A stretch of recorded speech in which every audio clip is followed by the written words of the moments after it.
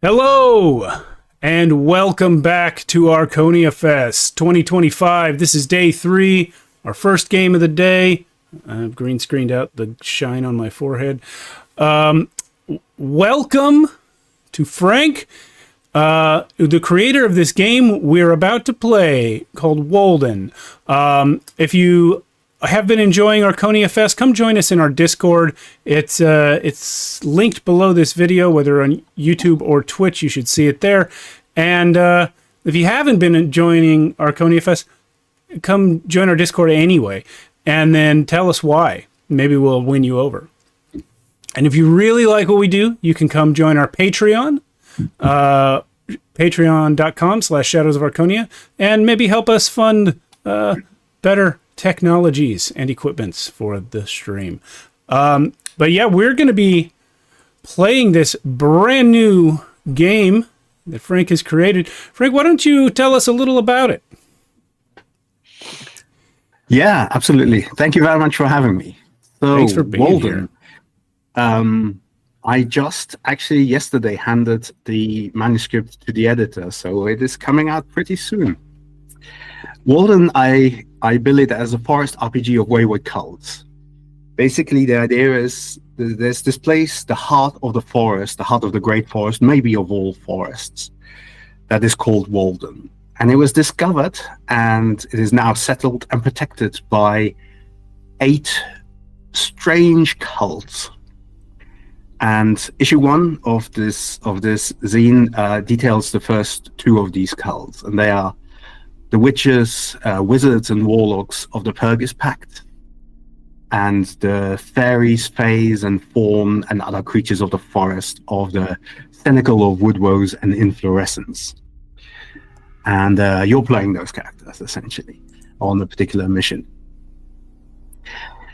It's quite a brutal game, in the sense that everything goes quite fast. When we roll dice, which I'll explain as and when, it abstracts a fairly large sort of action, and that also means that if you get into a fight, and never get into a fight if you don't already have the upper hand, then it's also resolved in quite quick but hopefully dramatic, dangerous, powerful, and sometimes unpredictable ways. Awesome. So I'll do a really quick introduction about the adventure that we're going to play, and then maybe we can go around and introduce the characters. So this is actually part of an adventure that's going to come out for free quite soon-ish as well. And it's only a small part of it. But in the larger adventure, there is basically a sorcerer king, King Kashil, the thrice-blessed Titan of the Pyramid Gargantua, who sort of appeared and has established a new domain on the edge of the Great Forest. The cults have sent some spies to figure out what's going on, and they don't really know whether this sorcerer is going to be, or sorcerer king is going to be, a powerful ally or a wildly dangerous enemy. And so they need to get more information. And to do that, some volunteers, have been asked to escort a spy from Wolden to put there in directly into the court of the Sorcerer King. There's a woman named Armida. She's of the Enlightened Conclave of Occultists. That's like eye sorcerers. And she has according to your information, a remarkable resemblance to one of the current Sorcerer King's concubines. And so with some makeup, some clothes, and everything like that, you're supposed to do a swap-a-roo. Basically, bring this one, bring the real one back, and put this one in place. However, that's the bigger picture, but that's not exactly the focus here, because a few days ago, you've been ambushed by another faction that has been roaming these lands, and by lands I mean we're talking the edge of the forest here, close to the Sorcerer King's domain. And several of you were taken captive, and that includes Armida, and includes whichever character we don't have here, Tanith Morningstar, right? So right now you're on a little side quest to get them back.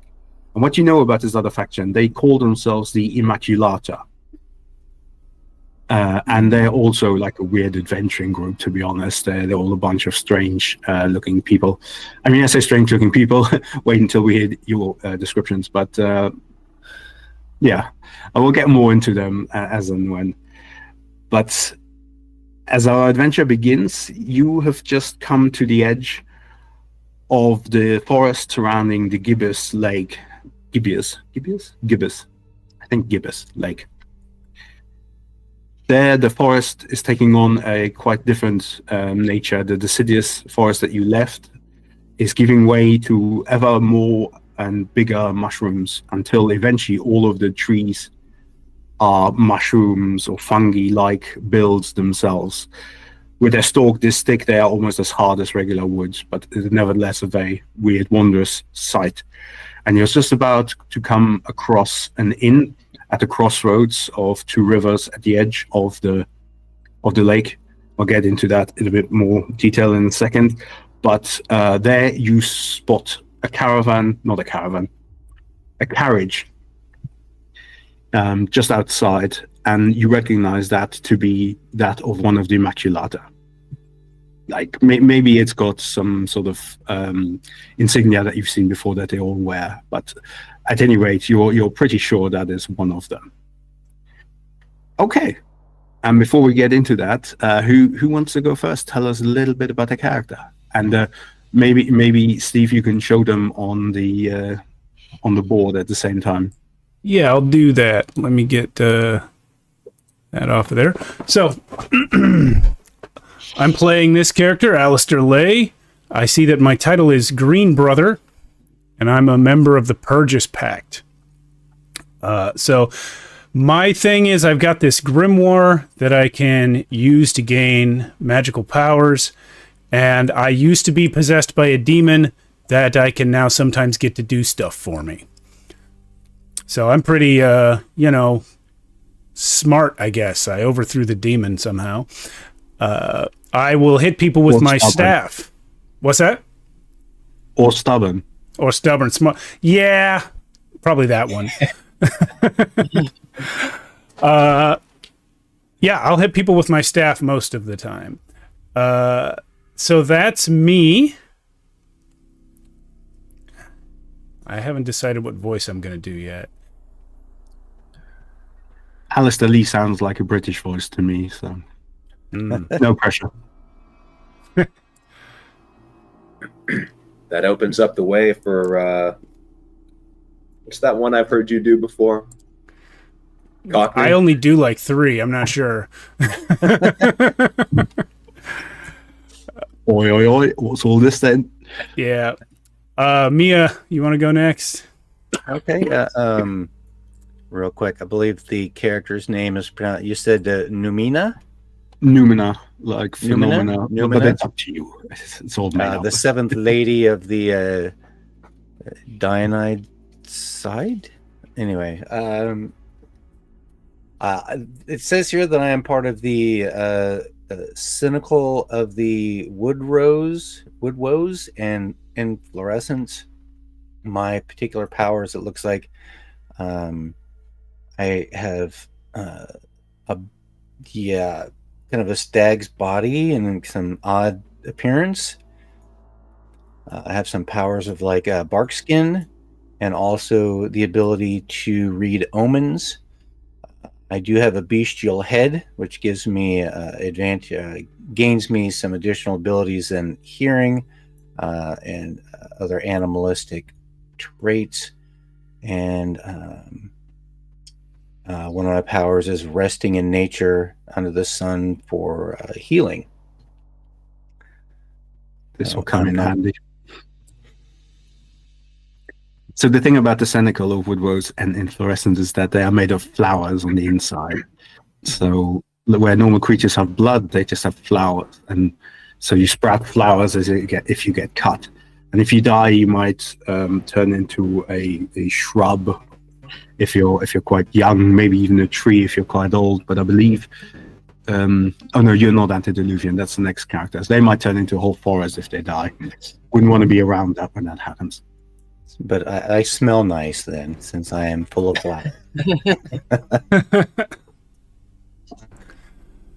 I thank you. All right. Brian, you're next going clockwise. Today I am playing Nuala, the Thorn of Tharquam, another member of the Cynical of Wood Woes and Inflorescence. As has been mentioned already, she is antediluvian, ancient beyond measure. She's been around a long time. I don't get the impression that she's a genius, but her mind stat is very high. She's been around. She's seen a lot. She has a few tools with which to defend herself, including Queen Cleona's third form, a sort of gown-like garment that makes her lighter than air. It is lighter than air, but it allows her to fall safely from any height and has some interesting abilities if she gets in trouble. Judging from the art here, I'm going to say that she has a close relationship with Numina. Could be a protective sort, but Numina is quite a bit stronger than she is, so I think that protection can go both ways.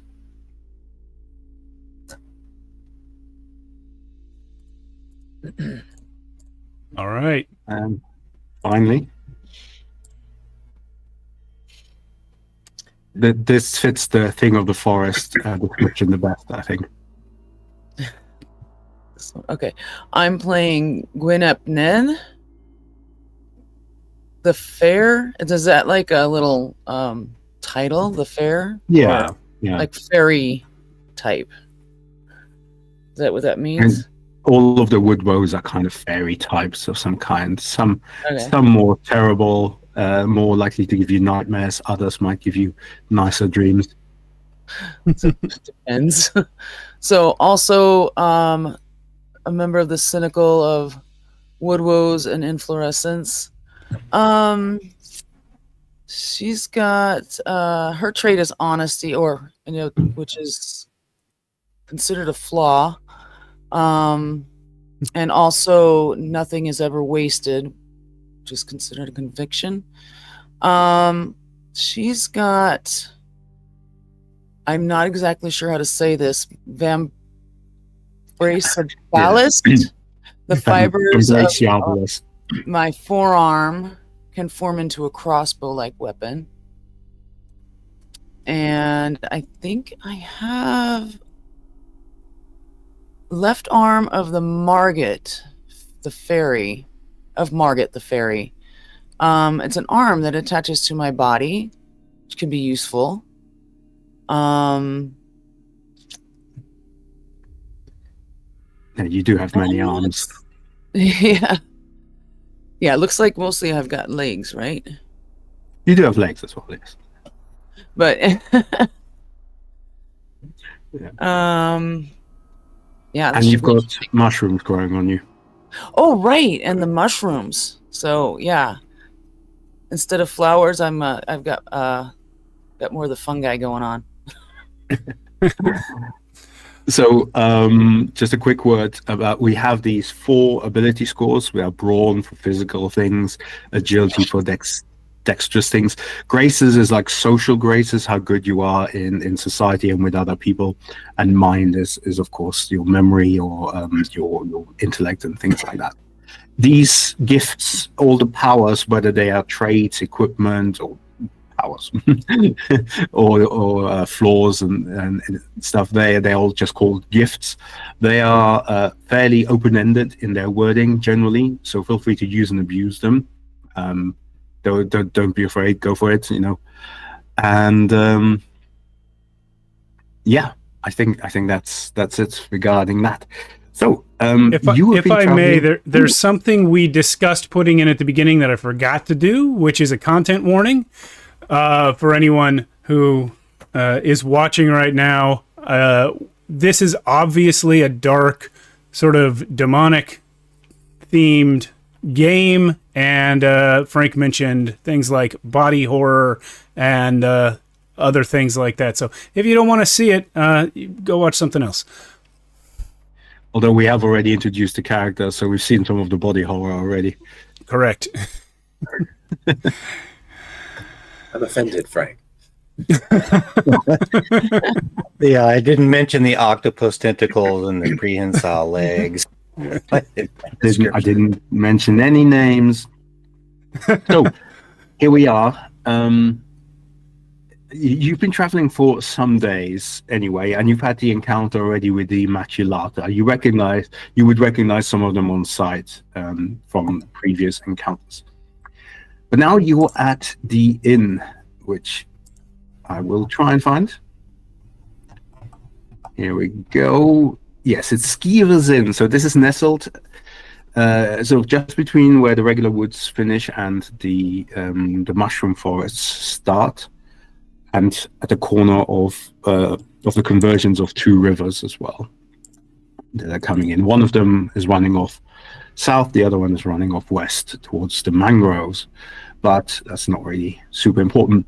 What you notice as you come on, I already mentioned earlier, the carriage that is definitely of one of the Maculatta, and a little way away from the carriage, sort of amid the trees and the sort of fungi forests, there are a couple of what look to be hired hands, well armored people. They sort of got blackened chainmail on, and they've made themselves a little campfire by themselves. Clearly they've not been paid enough. Either they're not being paid enough to go inside the inn, or simply that's what they prefer. They look quite at home, just sort of I think they're cooking a rabbit, they called, or something like that. There is a commotion coming from inside the inn that you can hear as well. There's a 2-story inn, just called Skeever's, and there is a dead body hanging on the noose from the first floor balcony. It looks to be a well-dressed young man, like a little too well-dressed. You've seen villages on your way here, tiny little hamlets or small villages, not many, but they are spread about one day's walk from one another. Same here with the inn, you've had about a 1-day walk. And and most of them don't look as nicely dressed as this guy. Right? He's got a very nice jacket. And you can hear some arguing or some loud voices on the inside. So those are 2 things: the dead body and the carriage and the guards. Sorry, 3 things. I'll come in again. One thing before we go right into it, Alistair, as a practitioner, as a cultist of the Purgis Pact, you like to perform a ritual every morning. And perhaps we should just have you roll for that ritual, describe a bit what you've done to see how well you did, because it will affect your rolls for the day, your spells for the day. So traditionally, it's good if you try and involve other people in it, because they might give you extra dice to improve your chances. But it does mean trying to convince them that this is the right thing to do. So, maybe you explain a bit what your ritual entails to the rest of your party. I mean, they've seen it already in theory, but how do you entice at least 1 or 2 of them to join in this past morning? Well, you see, if I'm successful at the ritual, then I'll have my spell available for her, and it will be much more effective than not having it available. Typically, the participants are required to bleed on the circle. I know that you all don't exactly have blood, but I can do the bleeding part if you will just do the naked dancing part. Are you sure you've got the right grimoire? That sounds like Tanner's grimoire. Your ritual is more of a cleansing. It is on your character, just below your character sheet. It's described a little bit. Oh, I'm sorry. I thought I was making it up. I didn't realize the ritual was described. I was just spitballing.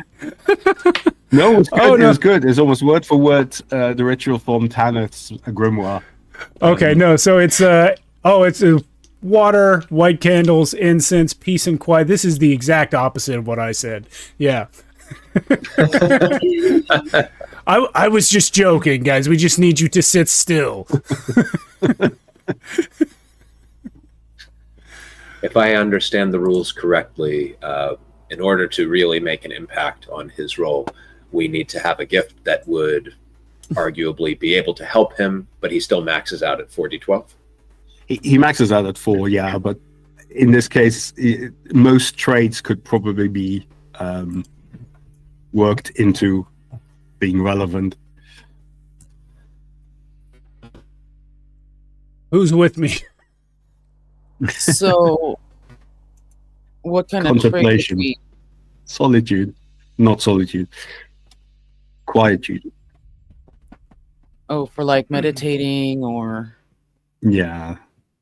um. So tabula rasa is the ritual. You're basically trying to wipe away all of the worries from the previous day and become a new clean slate for the day to come. We've seen him do this before, correct? Yeah. How he certainly we would not have joined him the first couple of times. Him, this strange Purgus pact outcast. That or we've seen Tanith and we just don't want to get mixed up. And Yeah, Tanith's ritual does involve blood and dancing. How good do we think he is at this? Are we dealing with Merlin? Are we dealing with the inept apprentice? How likely are we to get messed up if this doesn't go well? I mean, so, if it doesn't go well, you will get messed up. Yeah, absolutely. so I only have to I guess beat I'm a trying to 6. figure out how many deep. So I only have to beat a 6, and I think I'm adding my mind score to this.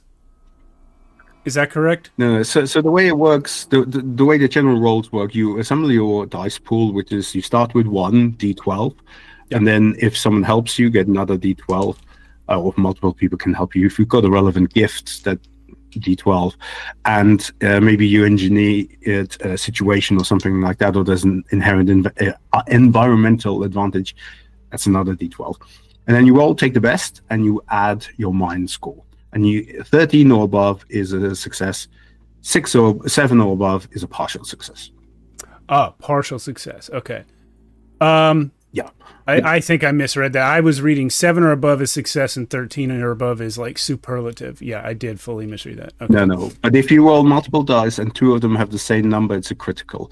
Though you can only have critical failure or critical success. I just had balloons. That's nice. I have a friend who has that setting, and I don't. We haven't figured out where it comes from. Oh, I know where it's from, but it doesn't. Yeah. It's fine. yeah. Nothing goes inherently wrong with this. You have to have a critical failure for anything bad to happen to all of the participants. And if she is convinced, oh, go ahead. I was just gonna to give a somewhat of an answer to your question, Brian. My mind score is 4, so that's how good I am at it. That's good. That's good. Well, I don't mind assisting. I think nothing is ever wasted. I'd hate to see the candles in the water and whatnot be wasted. Yeah, good call. Oh, there you go. You've got at least one ritualist. Okay. Is anyone else helping? Or are they all creeped out now by the forest creature and the quiet, contemplative man?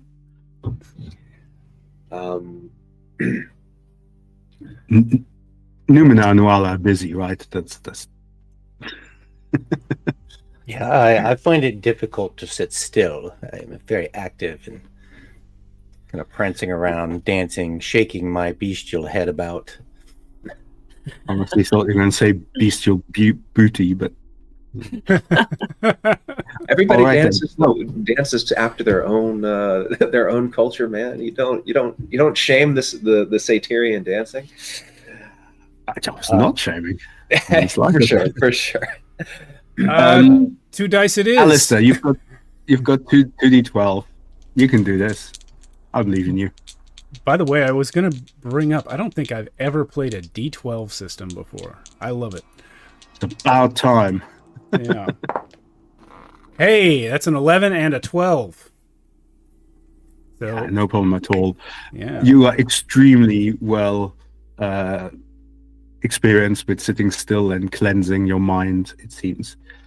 So, first of all, it means your spell cast chances are halved. So whenever you cast your spell, which is the one spell you've discovered so far, it's 14% miscast as opposed to 28. And secondly, you can use your cantrips, barriers, purity at will. For the day Outstanding. again. Cool. So then let us cast our mind back to just in front of the inn with the grisly form of the reasonably recently lynched, it would appear, young person in a nice jacket, and the noises inside, perhaps arguing over said jacket, who knows. Skeevers in. And the carriage from the Immaculata, of course. Let us not forget about them.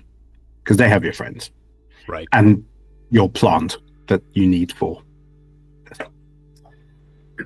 Nuala wants to listen in a little and see if she can deduce. You mentioned that he doesn't fit in. Can she suss out some, between what she hears inside and what she can see of this place and this person, draw some conclusion about why such a person would be hanged here? Yeah. The door is actually open to the place, but you can sort of sidle up to it and just listen in, and you can quite clearly hear that there are two groups of people arguing about this guy. They call him traitor generally, and after just like a few moments of listening, you get that this guy has been working for the Sorcerer King, has been feeding information to the Sorcerer King, and otherwise is sort of betraying his villagers, betraying his village and such, as evidenced by the fancy clothes that they've given this person. So one of the groups are trying to basically to leave him there as an example, and the other group is trying to plead for common sense and to give him a burial and get this whole grisly situation over and done with. So, this is the first time that you've really heard about the Sorcerer King's people and what they might be like. Did you say the cart was in front of the inn? I mean, the cart is to the side, parked. Is there anybody around it? No, the mercenary folk who would have been with it are just off in the forest a little bit, having their own little gathering, their own little roasting of rabbits. So you would think that whoever is riding in it is probably inside the inn. Okay. Is there a way for me to get close enough that I can get... I'd like to see if I could use my smelling ability to see if I can smell our two missing companions if they have been near that cart. Yeah, absolutely. No one's stopping you from going off to the cart. So let's have a look. Yeah, I would say kind of that's nonchalant about it, like I'm just walking around. Yeah, that's fine. No, I mean, you can sniff around it. So give me a mind roll. Nothing bad can happen from this, just to see how well your sniffing is. So you take D12.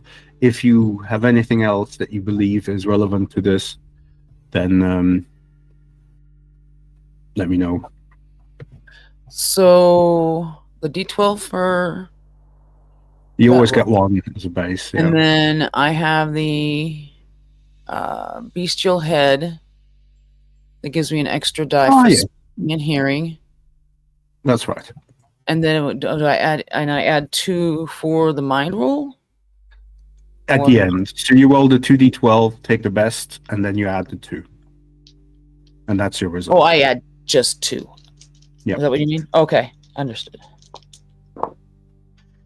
All right. So that is 15, 17. Okay. Total. No. So the 2d12s are not added. You take the highest. Take the highest. 10. Yeah. 10 total. Got it. 10 total. Okay. Well, that's a partial success. So it's a bit difficult because there's a mixture of smells. There are some familiar smells which could be your missing friends, but there is also the sweet smell of perfume and the sweet smell of death. all following this card. Now that does give you, that does bring your mind back, because there's one of the Immaculata is one who calls herself Countess. You don't know more about her yet, but she is in charge of 2 undead children. I'm just leaving that hanging there. Yeah. Okay. I will bring that information back to the group and share it. In brutal honesty. Yep. Undead? Are they here with her? I'm not sure. I didn't peek under the into the cart. They're not inside. You would have had a stronger, not in the cart, Yeah, but no, they might well be in the inn. When we were accosted, did they see us? Or Yeah. was it dark? Would they know us on sight? I think they would know you on site, yes. And how common are the Fae in this region? So far, it sounds like you've described humans. Yeah. Humans are, or human-like creatures are the most predominant, but the Fae are not out of the ordinary. There are many tales around here. Code folk, for example. Naiads. Okay. So nobody's going to freak out from seeing my friends walking around.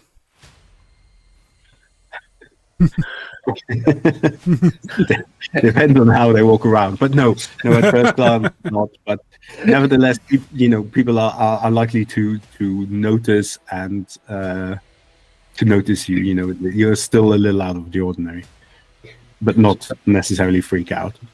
So tell me if you've heard this one. A warlock walks into a bar with a centaur, a mushroom, and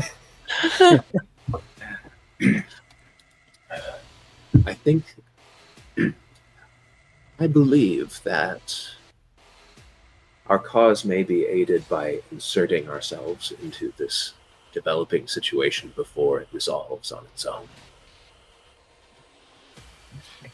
Explain your idea.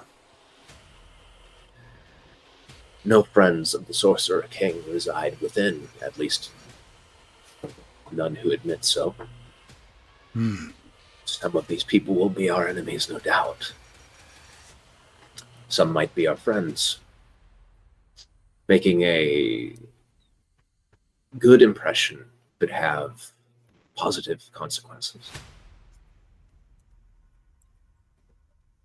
I would quickly like to interject that if I do any voices and any accents, I do not mean any disrespect to anyone, and this is only a reflection on how poorly I am at accents and nothing else. So, with that said, as you're discussing this, Gwyn, you smell suddenly a strong scent of rabbit. And you turn around, there's one of the guys in the blackened chainmail sort of just walked up to you, still got a bit of rabbit on the stick looking up to you. It's like, "Oi, what's all this and sniffing around at a lady's carriage?" Just looking at you, not threateningly, just like inquiring. Talking to me? Well, the general group, because you're all kind of roughly just outside near the carriage. Yeah, I paw at the dirt with my stag hooves Just looking impatiently. around. It's a new town. I have not been here before. It's not much of a town, is it? It's just an inn. Yeah. There's naiads in them. They're like, you know anything about that? We've Obviously, only we- just arrived. We just got here. That's why I was looking around to see if there was more to it. Looking around the corner. Yeah, don't look around there. There's some poor salt hanging there, right? Looks like they've got their lynching boots on here. Hmm. Do you know why he was strung out this way? Nah, don't really care. Not paying attention to that. Don't get paid for that sort of stuff. Did it happen before or after your arrival? I know he was there like that.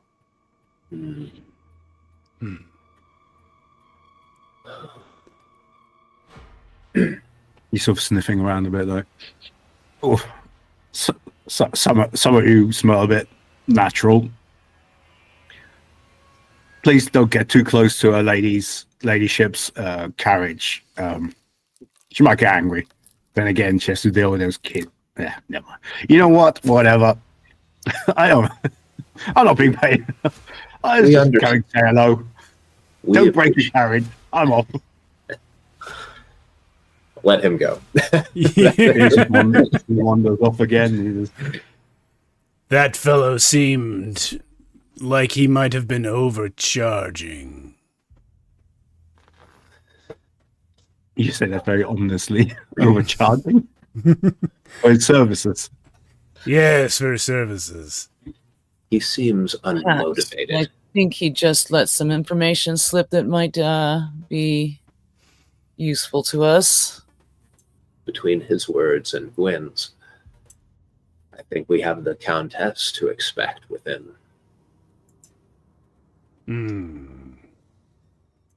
Correct.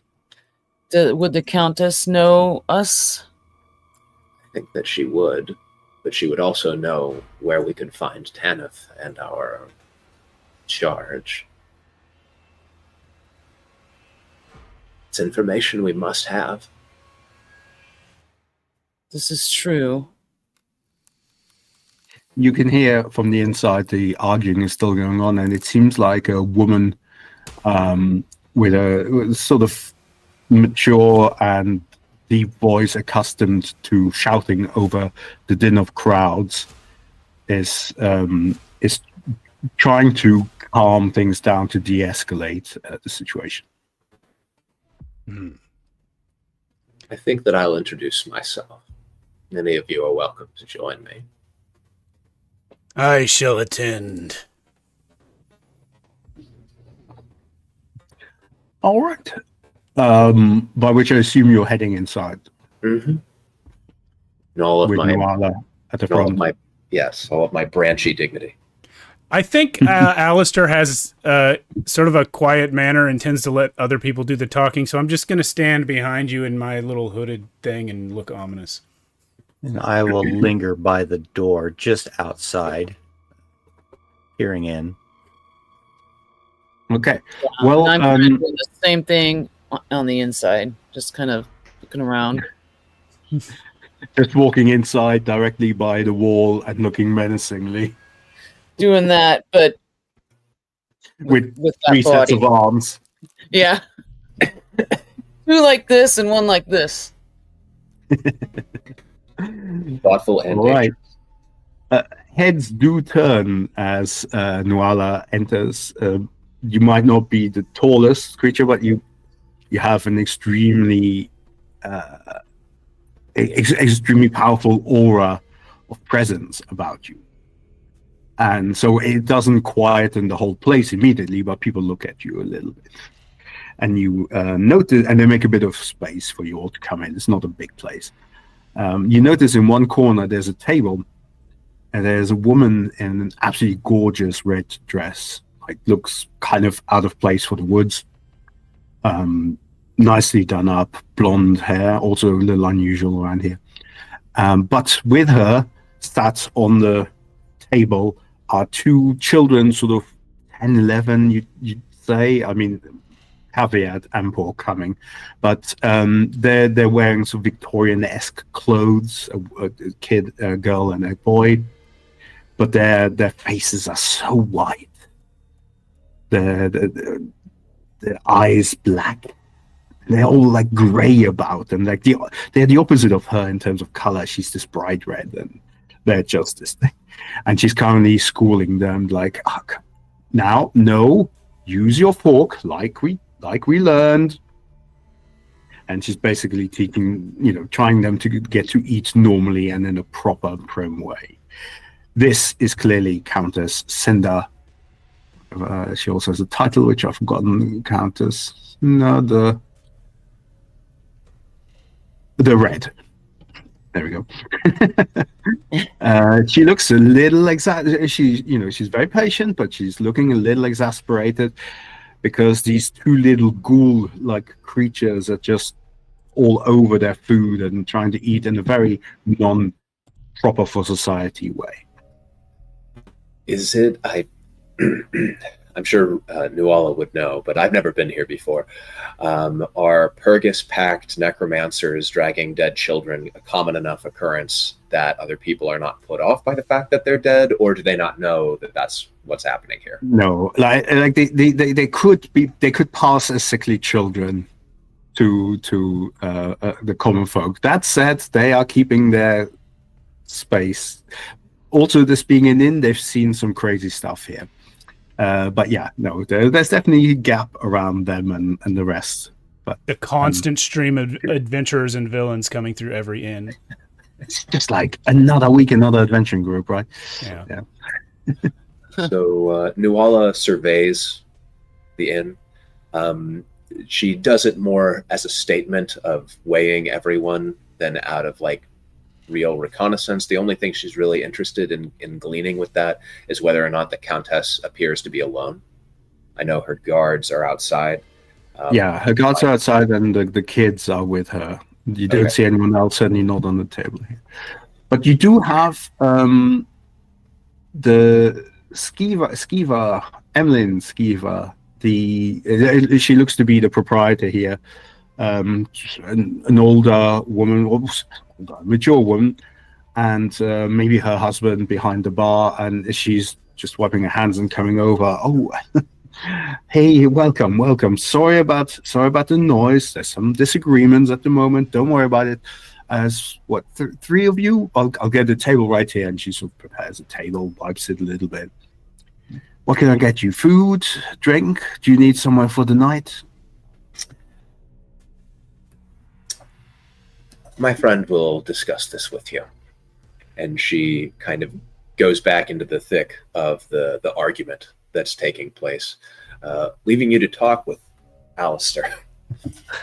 That's funny who you're putting it. Alistair stares daggers at you as you walk away and force him to talk to a human being. Aren't you a human being? Yeah. Oh, fair enough. I don't go around Takes one advertising to it. know one, right? I look at her and I say, I think we shall have a room for the night. Perhaps 2. And I require sustenance. Okay, I'll get you something on the west side. There's been some unpleasantries on the east side, and frankly, the smell. Anyway, hopefully it'll all be done with. So, and then she takes a moment to pause, and she sort of looks around, and sees your you look a cut above the villagers and whatnot. So even some villagers, though they have some rudimentary daggers and stuff, you're a bit better equipped. Definitely looks scarier, and goes like, hey, I know this is an odd question, but if you could, you look like capable types. If you could settle this dispute here and get peace and quiet back, and the corpse gone, I give you free board and all the drinks and food you can consume. And Will you describe the nature of the dispute, and do you expect that resolving it will involve violence? I mean, it'd be best if it didn't, and if it did, it'd be best if we were outside. And by outside, I don't necessarily mean the balcony. Like, just the ground floor outside would also be great. I also interpret outside to mean not on the property, yes. Fantastic. Yeah. No, well, there's a bunch of them say that the corpse should stay as a warning to others. I say, and some other folks are saying, that's bad for business and not right. So, has anyone attempted to simply remove it without talking to others about it? well, that's kind of how this started. That said, everyone's inside now, so I'll take a look. Yeah, I'm gonna go outside, and she stops you as you try and go, and you're like, "Here, take this." As she hands you a pint of ale.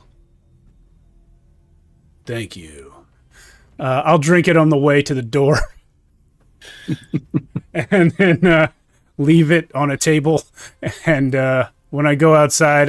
Is Numina still hanging around the door out there? I'm going to say... Yes. I was going to ask you, what was the nature of your conversation with this barkeep? She has asked us to settle the dispute about this corpse in exchange for room and board. To my way of thinking, if we simply remove the corpse and no one sees who did it, then the dispute is settled. It's hard to argue with that logic. Just drape it across my back and I will gallop it into the woods. So the Yeah. one other thing to detail is that you're pretty close to the lake here, just a few steps away from the lake. The lake is very still, and there is a thin, like dry ice, a thin layer of dry ice across it, as if you're on some 70s, 80s Hammer horror sound stage, and that dry ice is coming across here as well. Okay. Is there anyone like nearby that might see me if I just walk over and cut everything down? No, like just specifically from where you are now, unless someone were to just walk in out of the forest, or one of the guards from the carriage were to walk in, no one's paying any attention. They're all too busy arguing inside. Okay. Yeah, if I have a little dagger or a knife, I will just cut that whole rope down. And I'm not going to just cut the body down. I'm going to actually cut the knot so that the rope comes down as well, and there's no trace that this body was here. And as Numina suggested, I'll drape it over her back. So the only complication is that it's hanging from balcony on the first floor. Or is that second floor? I forget who. One floor up. Can you give me a boost? I was just going to say, you could sit on my back and then I can prop my forelegs up on the wall to give you greater reach. Very handy. Does that get me high enough? Yeah, absolutely. Yeah, no problem at all. Right. The only thing I'd say, it's about that time. You notice that the guard with the rabbit, he's still finishing off a bit of his rabbit. He's just stepped around the corner. He's watching you do it, not saying anything. He's just busy eating part of the rabbit. It's like, honestly, there's better eating on the rabbits around here than I thought. I know this guy. He doesn't give a shit about anything, so I don't care. While they're doing all of this, Nuala would be on the inside, basically a little, had hoped to handle it verbally, but upon seeing Alistair doing it the Alistair way, is settling. Well, I mean, you can't really see that from the inside, but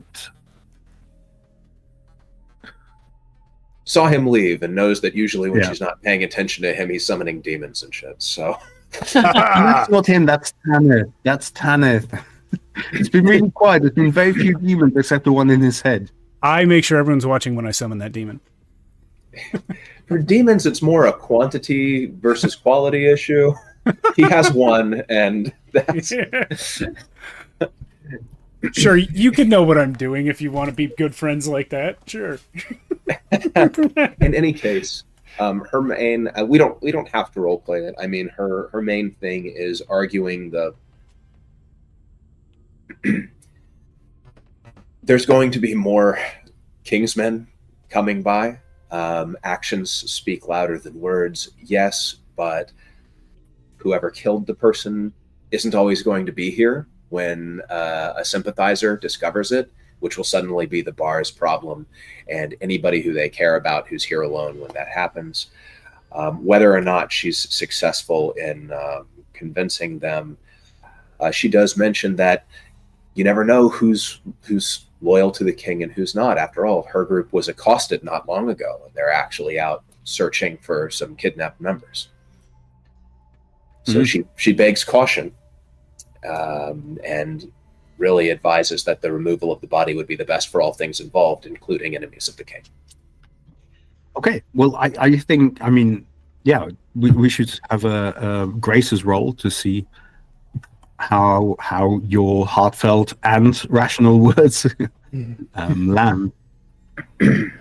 All right. Well, I have high social graces. I believe we discussed 5. Nuala is extremely beautiful. I would suggest that also helps to make her compelling. I don't know that any of the rest of this would. She's mysterious, but No. I feel like some people would not consider that a good thing when being convinced. In general, you would only get 1 gift die anyway. Okay. But in this particular case, your argument was pretty good, so I'll give you an environmental extra die. So that puts you on 3. Fantastic. 14. Any doubles? No. Okay, so it's a straight success. Yes, the atmosphere, the tenseness of the atmosphere clears. People are murmuring in agreement, and so on and so forth. 2 people who are in a slightly heated argument are actually, one of them buys the other one a drink, and they're starting to argue that, yeah, generally everyone's like, it's for the best. It's no good having a corpse hanging out there, and they start heading outside to take the corpse down. Around about the same time as Alistair is getting rid of the corpse. How are you getting rid of it? Where you doing? I was giving it to Numina to run away.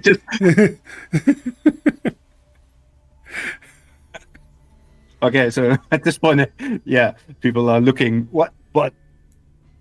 And one of them suggests, "Well, that was quick and proactive." Oh, and they all go, "Yeah, all right. It's probably for best." And then they kind of lose interest in all of this, and they go back in. They're diffused. Instead of getting angry about this already having happened before they made the decision, they're going back to their drinking and eating. I'll And look at Numina and who just was say, it? that went better than I thought. Oh, sorry. Yeah, I think it was Gwyn. You were hanging around the door on the inside, right? Yeah.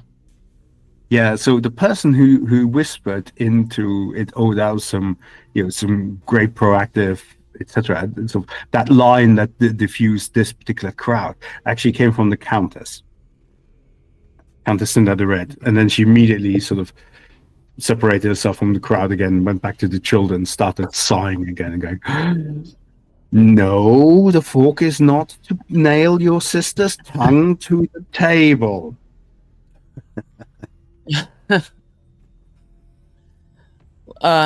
So that the children stayed at the table while she left? Sort of. I mean, she only left for a moment, and in that moment, one person's tongue got forked to the table. That's a word, right? Yeah. Yeah, Yes, of now. course. Okay. I mean, it can happen. All right. So you're pretty sure either way now that the Countess is aware of you, and she hasn't made a runner. Okay. And other than that, that's probably been nothing else to witness. No, at this point, Skiva, Emily Skiva comes back to Nuala and goes like, I am true to my word. I'm extremely grateful that you got this settled. This could have been nasty, could have taken a nasty turn. Here's something I wish you to have. And she sticks something into your hand. It's an amulet on a golden chain, like a golden pendant in a chain. And it's got a tiny glass dome on it. And in that dome, you see what looks to be like a little pixie pinned down, like you have butterflies pinned down, except this one seems to be writhing and angry. Oof. It's like, yeah, you should have this. I feel you could do good with it. Thank you. What were you using it for?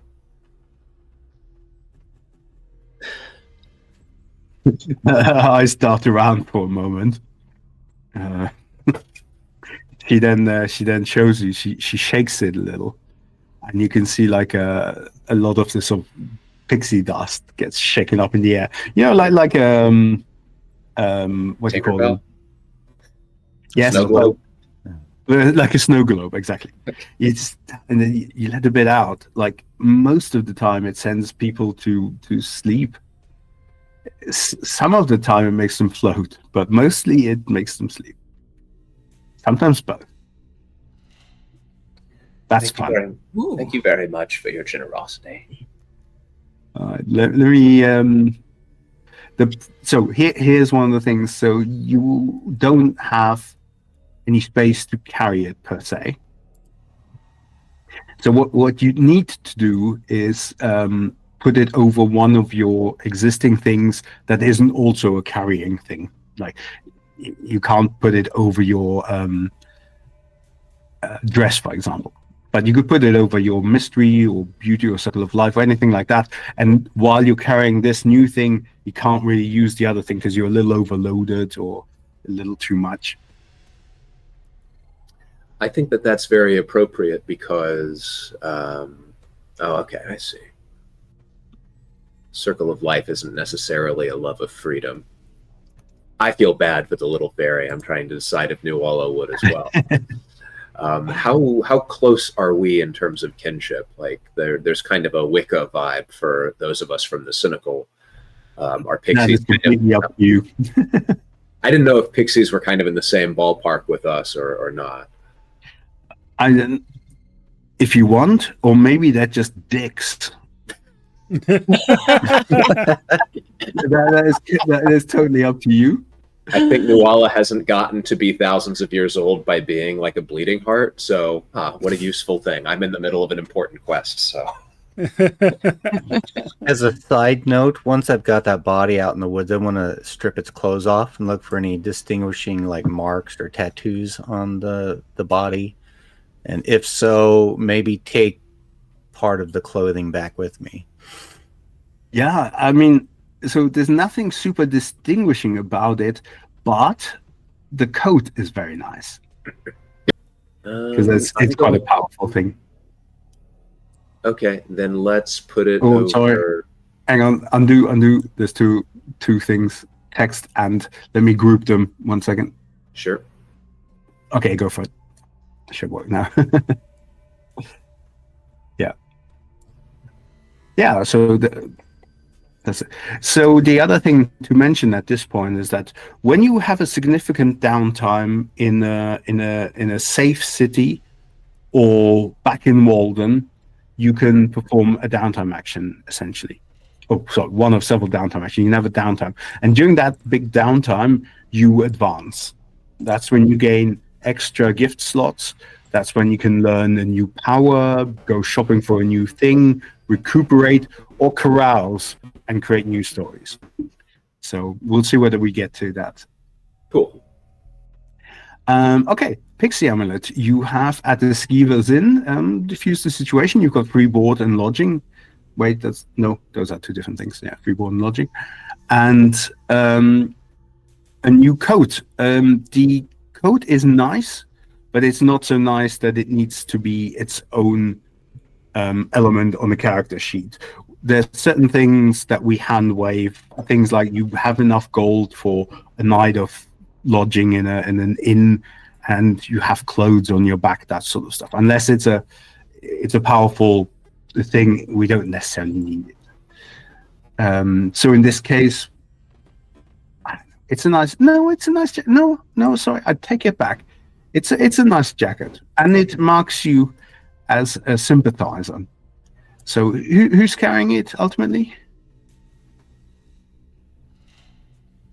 Was it? You took it. It was Alistair, was it? Yeah. Okay, jacket? I had I mean, taken yeah. the clothes off and brought the jacket back with me. Yeah. Okay. I think by the time you come back, I'm inside, so I think you have the jacket. Yeah, I'll just basically fold it up and kind of like tuck it into a belt or wear it like a kilt or something. Yeah. I was going to say, I may be the only one who can wear a jacket. I'm not sure how all of the arms are that's fine, but arranged. I've put it here. This is a 1-slot item, so whoever carries it, they have to put it over. I think because I packed these characters full of gifts. Like if you create a character, you can also leave some space free, right? Because Right. here, the moment you start carrying stuff, you have to. But if it's, is it Numina ultimately? Yeah, I believe so. Yeah. Yeah, then you just need to find a slot to put this on. I might suggest not Nephlomancy. That's too nice.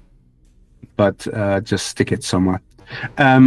Which does remind me, Nephlomancy, you should roll a d12 and remember that result, because you can use a die. You can replace a roll with that result at any point during the game. Can she put that over her trait? Yeah, absolutely. Wearing I a rolled an jacket 8. removes your flaw. I'm going to set that 8 aside I just rolled. Okay. Yes. I mean, and any roll, it doesn't have to be a d12 roll. Yeah. Okay. I mean, flaw is a big word, because when you building in collateral damage is more fun than flaw. Okay, but I'll put it over that then for now. Yeah. It just means that you can't claim collateral damage for an extra die while you're carrying the jacket. It's a nice, expensive jacket. There we go. Yeah. Cool. From the sounds of it, you're spending the night here. You got 3 board and lodgings, right? Yeah. So, I took down the body, and Walla did what we were actually asked to do. So, yeah. I mean, none of you were necessarily here for this, but the Countess is here, and I guess that's the important one, because she is of the Immaculata. She is of the troop that has your. I was about to say friends, but I don't wanna get too personal into your inter-party relationships. So, companions. Cohorts. Perhaps. Yeah, cohorts. Yeah, perhaps as we before we then interact further with the Countess, we could take a quick break, as I explained my aforementioned lack of bladder. No problem. Let's take 10, roughly. We're not going to start a timer or anything, but thanks everyone for watching. We're gonna take that break, and we'll come back in about 10 minutes.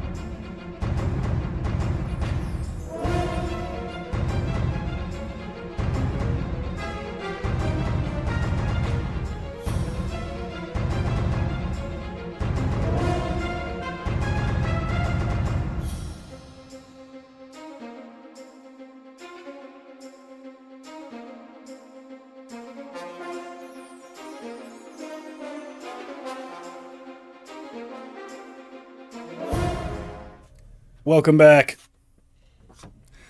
Apologies for my bladder, size of a pea. Princess Not and just the Pea. you. Not just you. All right. So here we are now. We're in Skeever's Inn, and the party has free lodging and board because they've dealt with the situation in a very diplomatic way. Actually, went surprisingly well. The situation is still a little awkward because the inn is full of people, and some of those people are the Countess Cinder, the Red, of the Immaculata, who have captured your friends, and her two little ghoulish charges.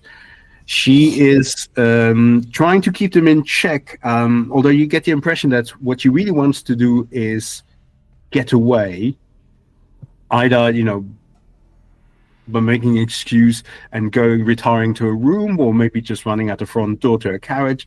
Unclear, but it's really made impossible by the two undead ghoul children that she's got with her. And you've since learned their name. They're called Violet and Gunther. Violet And because she calls them, Gunther, no, stop that, spit it out, I love him. and things like that. So how do you wish to handle this situation? The skeevers are starting to get a little uncomfortable, and now that the other big ruckus has died down, the fact that there's undead children is becoming more and more obvious.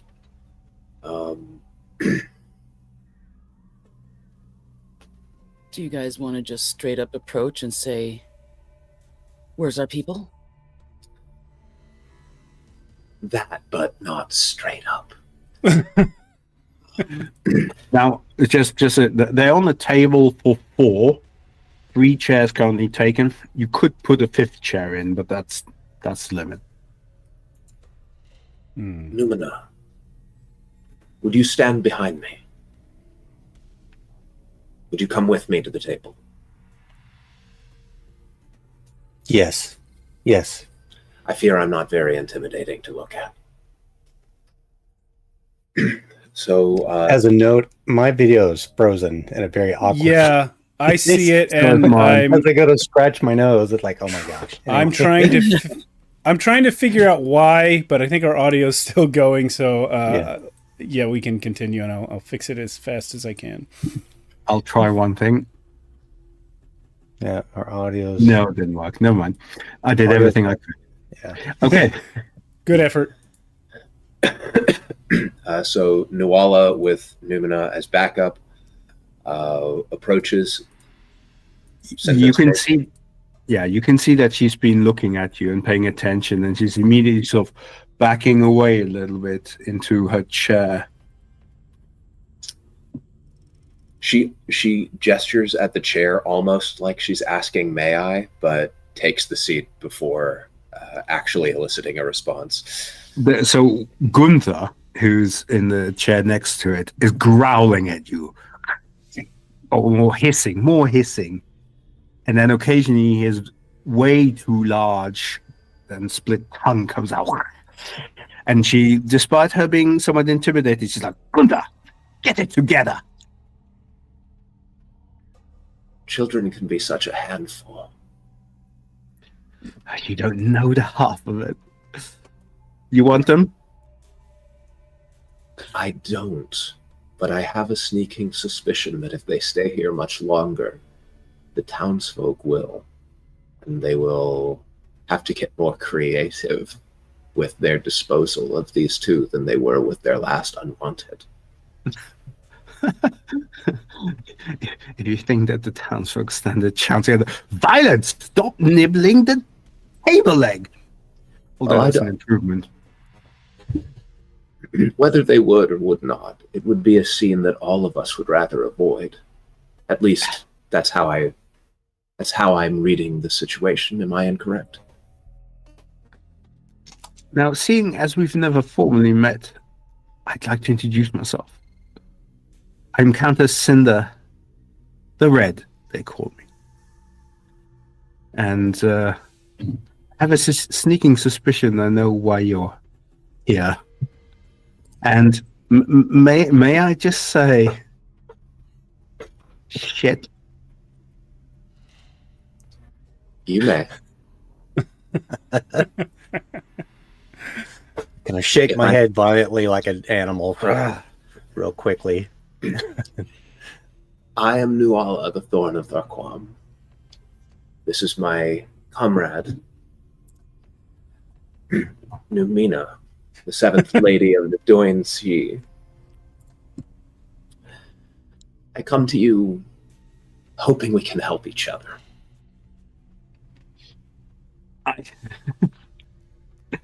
I know when I am overpowered, but there's one thing you should know. And she sort of looks without saying anything or pointing at them, but looks at the kids, at Violet and Gunther. They are not so easily tamed. And you do notice that they're getting a little restless. And she's like, no, just sit down. Stop playing with your food. There's a yelp as one of the other patrons got bitten in the thigh. Seems that they don't enjoy our presence. So we can get to the point if that would be easier for everyone. At this point, Gunther has jumped onto the table. It's like he's wearing, like a lovely sort of Victorian-esque waistcoat, shirt, shorts, nice trouser, and the hair's kind of nice, but the skin's all pallid, and he's there, and his distended jaw with a leering tongue coming out, and he's like right there, kind of eye to eye at this point with you. He's got way too many teeth, and you can see an already intimidated Countess is trying to force him down. Like, Gunther, no, ration your food. But at this stage, you are not 100% convinced that she can control Gunther, and Gunther looks like he wants to bite your face off. Is it possible for me to approach and just hold him? Just take Gunther off the table, put him in his seat, and hold him down? It is possible. It's not easy because, like a wild animal, he will try and bite your hand as you do this. So, in order for this to succeed, I would need an agility check, and this is slightly more difficult than usual. So you'll be one die down, as in, you need at the very least a gift or something else to give you back one die. Yeah, I was thinking I would rear up and kick him with my forelegs, but if Alistair intervenes first. Yeah, I don't want combat per se, but I don't know, just control your child. I also can grow some mushrooms on my body that might put them to sleep or have some psychedelic effects. Yeah. It's just that this is happening quite quickly at this stage. So all of these are fairly instinctive reactions. Maybe we'll start with Alistair first to see if he grabs there, if he gets bit. Because if he gets bit, then maybe someone can still hoof him. Okay, so I don't... So is there any way I can get an extra die other than someone helping me?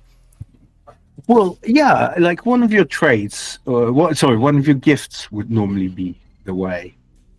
Okay, so I have my staff. I've been reading through my gifts. I was hoping I had some sort of magical thing that would put him unconscious, but no.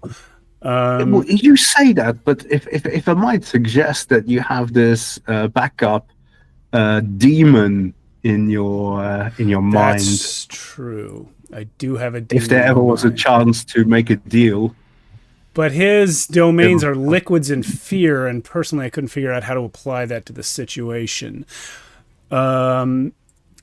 Is it roll, dude. well, do you intimidate a zombie? I don't know. Maybe I'm bringing too many assumptions to the situation. Is it possible, do I think, to intimidate an undead child? I think with the right amount of creativity, I mean, yeah. Think Vampire the Masquerade. They're people too, kind of. Sure. Kind of, yes. You know what? I think that's better than trying to grab him. I did want a situation to use my little demon power, so I shall do so. Hold on, I want to show what it is. There we go. By Murmur Possessed. So yeah, I'm going to send him to possess Gunther. And rather than control him, just instill in him a terrible fear that paralyzes him. Okay, so I think we can imagine that this sort of conversation or with Gunther is something that happens in your mind, that happens very fast, but it's nevertheless a little bit of a conversation. So you hear like Murmur, the demon. It's like, I am Murmur. I am the ruler of all liquids. I have the sole dominion of fear. And you wish me to possess this child? Yes, I wish you to make the child terrified to continue acting like a wild animal in the midst of this inn. All right, seems reasonable. But what do I get in return? Respect. Yeah. Next. If you do this for me, I shall wander away from the town and give you 1 hour in control of my body. Counterpoint. You stay where you are and give me 1 hour. That's not on the table. I will accept near the table. I will wander away from the town while blindfolded, so that perhaps I will wander back near the town without knowing it, and then I will give you 1 hour in control of my body. One small amendment. Gwyn will kick you in the shins, and then you will wander away blindfolded. Nuala will kick me in the shins. Himself, he's like, that way it will turn around in a circle because his left shin will hurt. No, Nuala will kick me in the shins, not Gwyn. Compromise. Numina. How about I just ram my shin into the table leg really hard?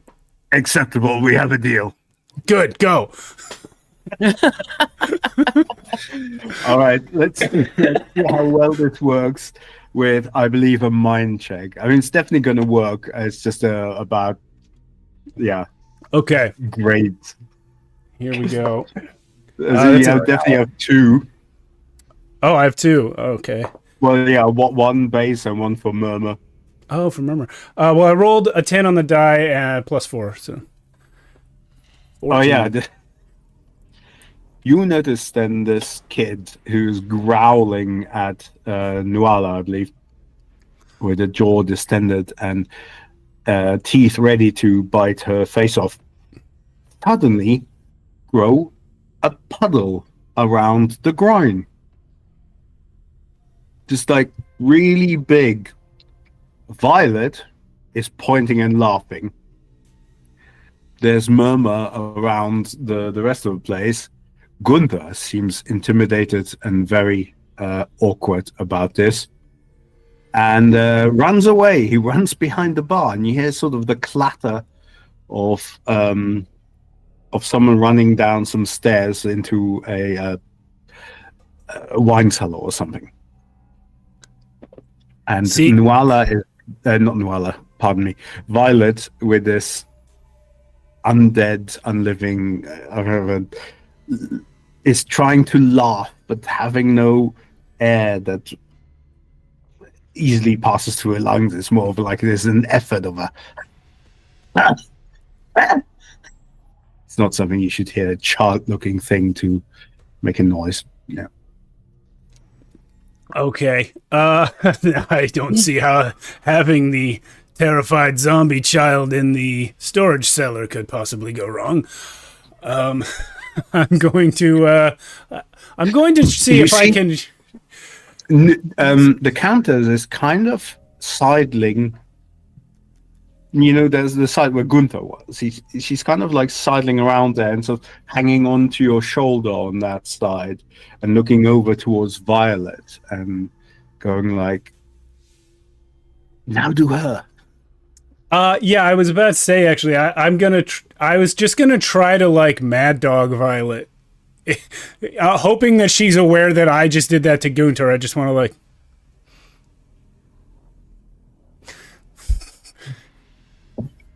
Okay, Mad Dog her. You mean like just glare at her in an intimidating fashion?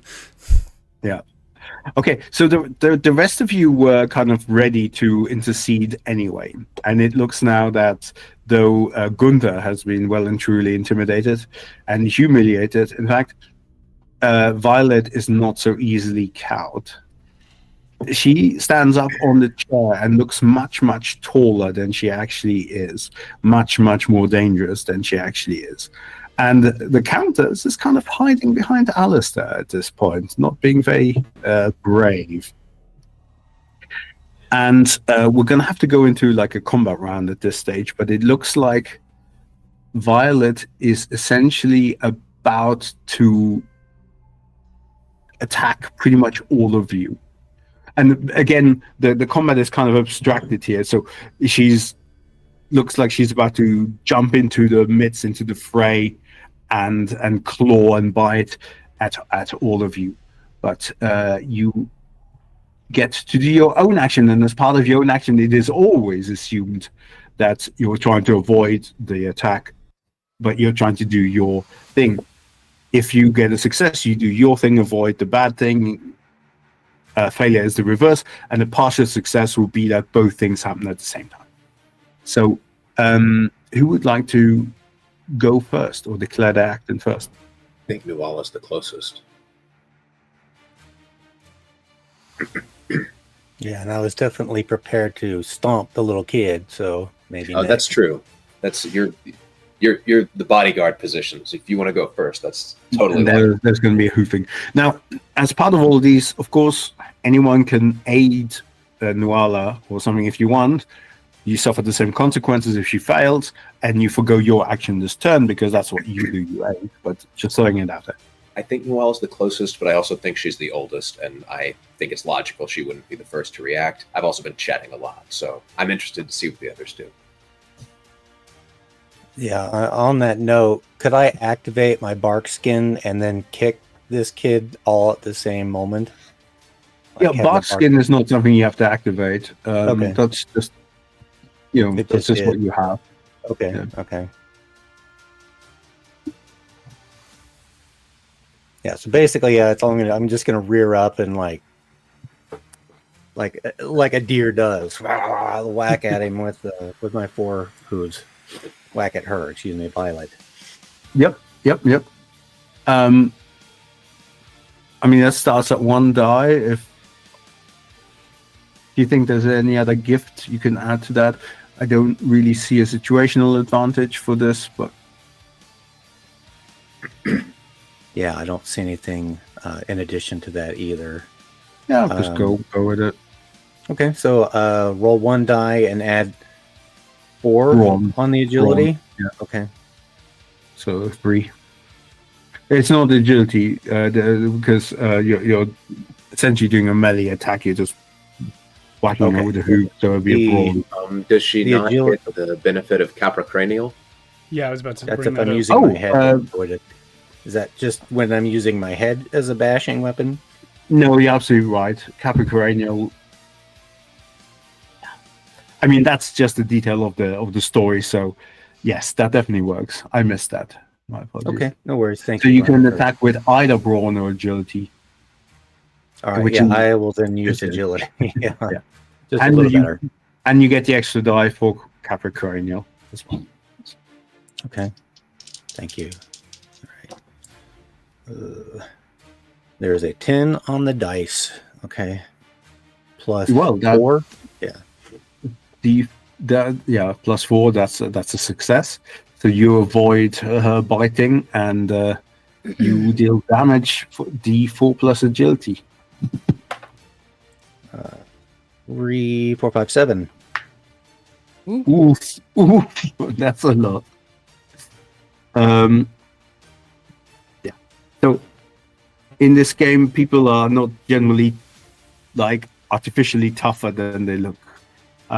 Most of the time, level 1 creatures have 4 hit points, level 2 creatures have 10, etc.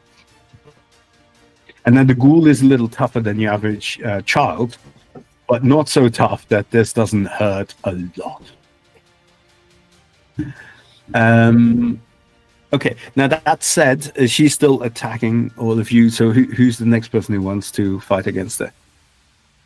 I think I'd like to go. I've grown my crossbow out of my arm. Yep. And What does it sound like when it comes out? it sounds like a bunch of branches moving, you know, that creaking sound, and not quite breaking, but that creaking sound that you hear like when wind is blowing through trees.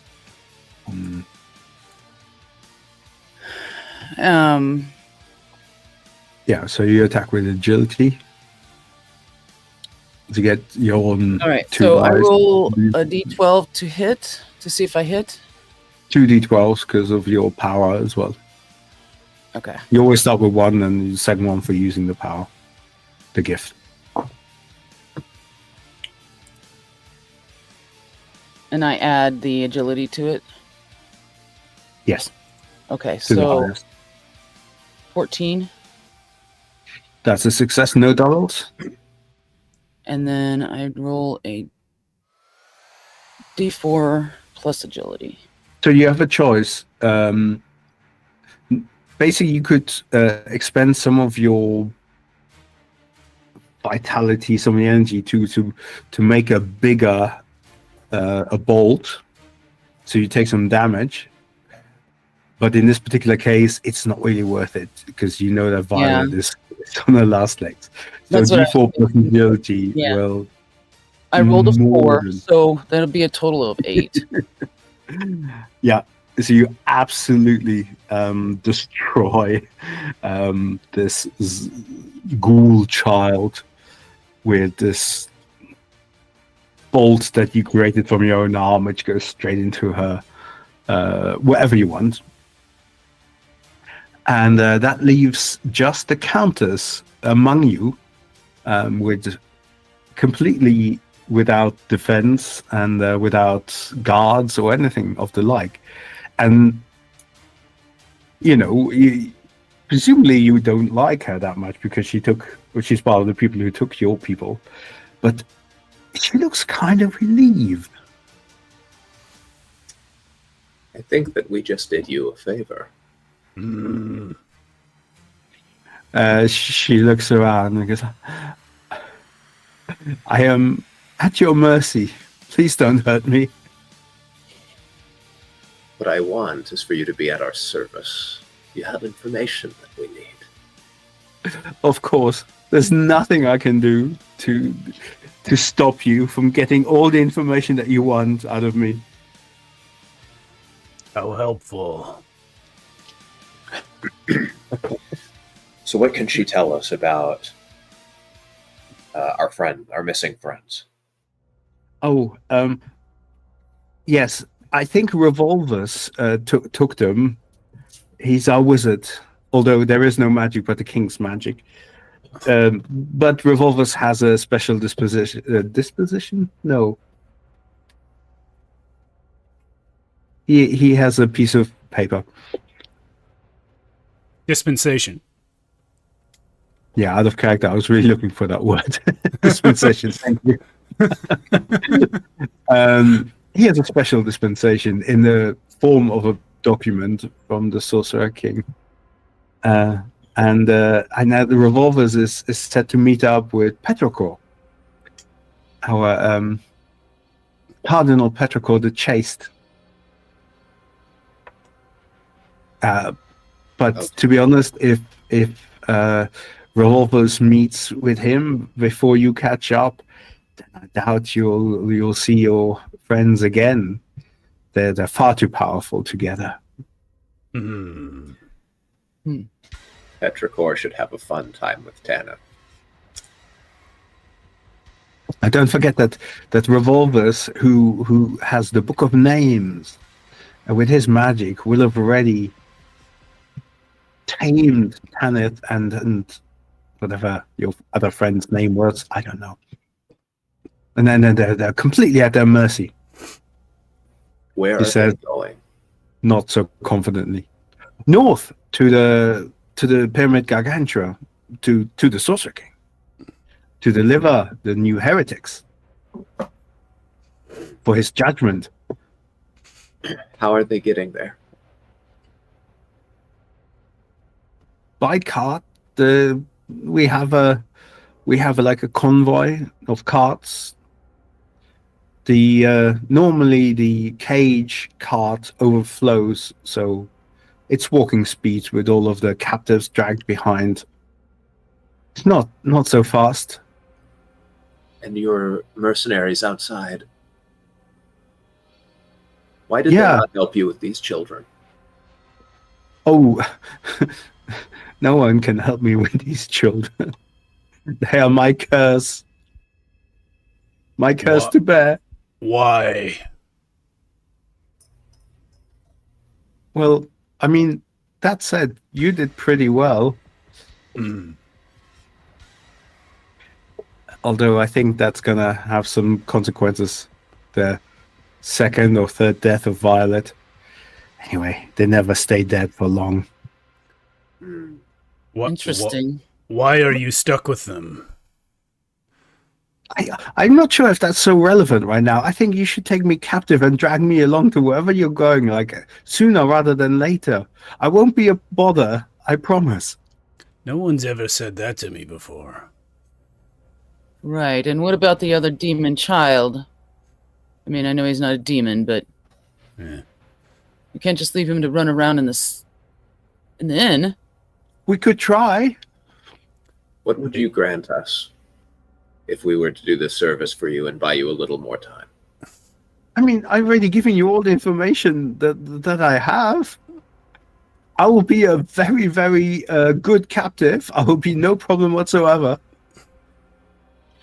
Well, you'll be eating our supplies and Only what you give me. You seem very eager for this. That's. I mean, the sooner we can leave, the better. can they track you? Yes? Uh-huh. They have some sort of... I don't understand it. They have impregnated on me in some fashion. That's not the right word either. Imprinted on you in some fashion? They imprinted, that's the one. Thank you. Nuala wants to do sort of a detect motivation sort of thing. This is coming across as Yeah, very... no, I mean, yes, absolutely. And no role necessary. She seems extremely desperate to get away from these children by any means necessary. Okay, so this doesn't come across as some kind of elaborate sabotage. This comes across as the children are going to freaking eat me as soon as you're gone, so please bring me along. No, less they're going to eat her. More like she spends all of her time being in charge of them, and they're a handful, and there seems to be no way out. Like she suggested that they always come back, for example. Maybe some sort of curse. If there is an elaborate sort of ambush plot there, it is really buried. Well, if my graces and my mind can't pierce it, then Nuala believes it. But, how many horses did we see on her carriage outside? It was two horse-like creatures. I love those kinds of clarifications. You've seen Gwynap Nid. Yeah. They're not too dissimilar from that.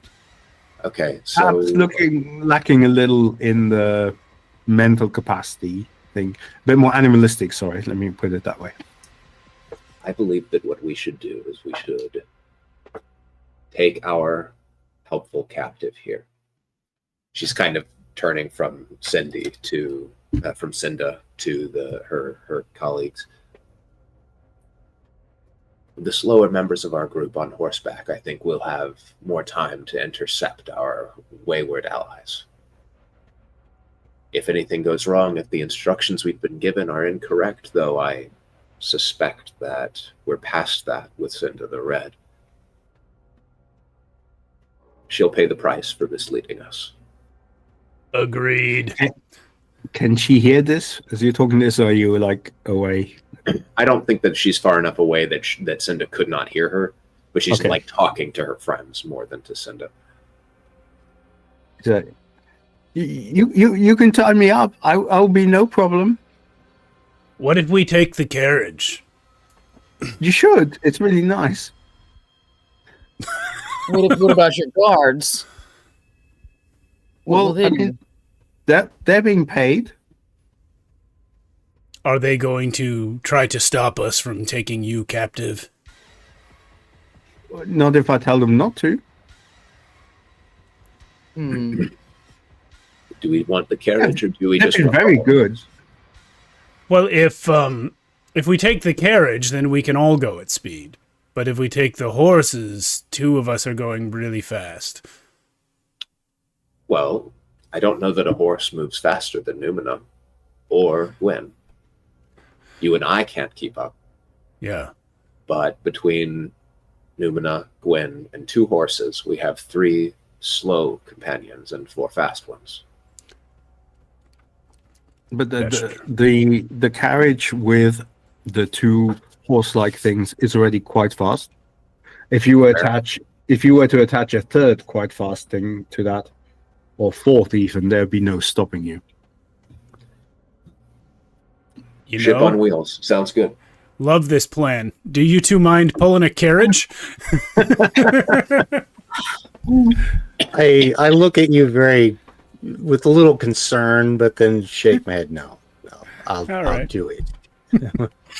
Is below is Well, my dignity can heal. are we going to leave the child in the basement? Oh, yes, please. Yeah, I don't want to deal with that kid. Gwen, I understand that your heart goes out to the folk here, but it isn't our concern. Very well. And Alistair, how did you manage to frighten that beastly child away in the first place? I sent a demon after him. That explains it all, really. It does. Yeah. You guys might see me wandering around blindfolded later.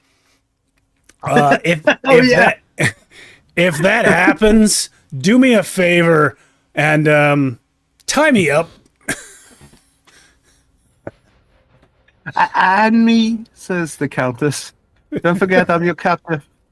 Cinda, we're going to go outside right now. There's not a moment to lose.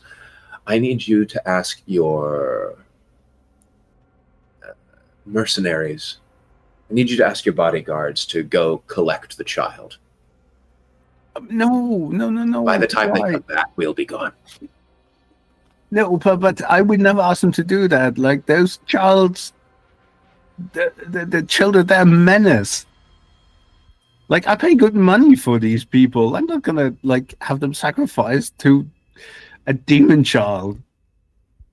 Fair enough. Then just tell them that we're going without them, and that we'll be back, and that you will return later. Well, can't we take them with us? Like, they're still on the payroll. They're on your payroll. Yeah, Yeah. we don't want to take armed men that are in the employ of our captive with us. You understand? Okay, no, that makes sense. What if I transfer them to your command? Well, then we have to pay them. Right. What if I still pay them, but like put them in your command? What It do just you feels think? such a waste. What do you think, with, Nuala? with the demon children around, I think. I don't believe that these men have any loyalty to Senda. I don't either. It could be useful based on the strength of If I they don't wanna don't say know where what- their money's coming from, I think they'll work for anybody. I don't remember the wizard's name. Revolvers. I was about to say Revolvo, and I'm like, it's not Revolvo. Revolvus. And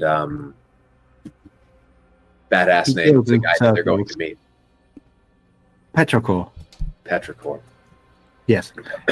He's half hog, half man. It's a little off-putting at first, but he means well. Hey, Chase. Great protector of our divine.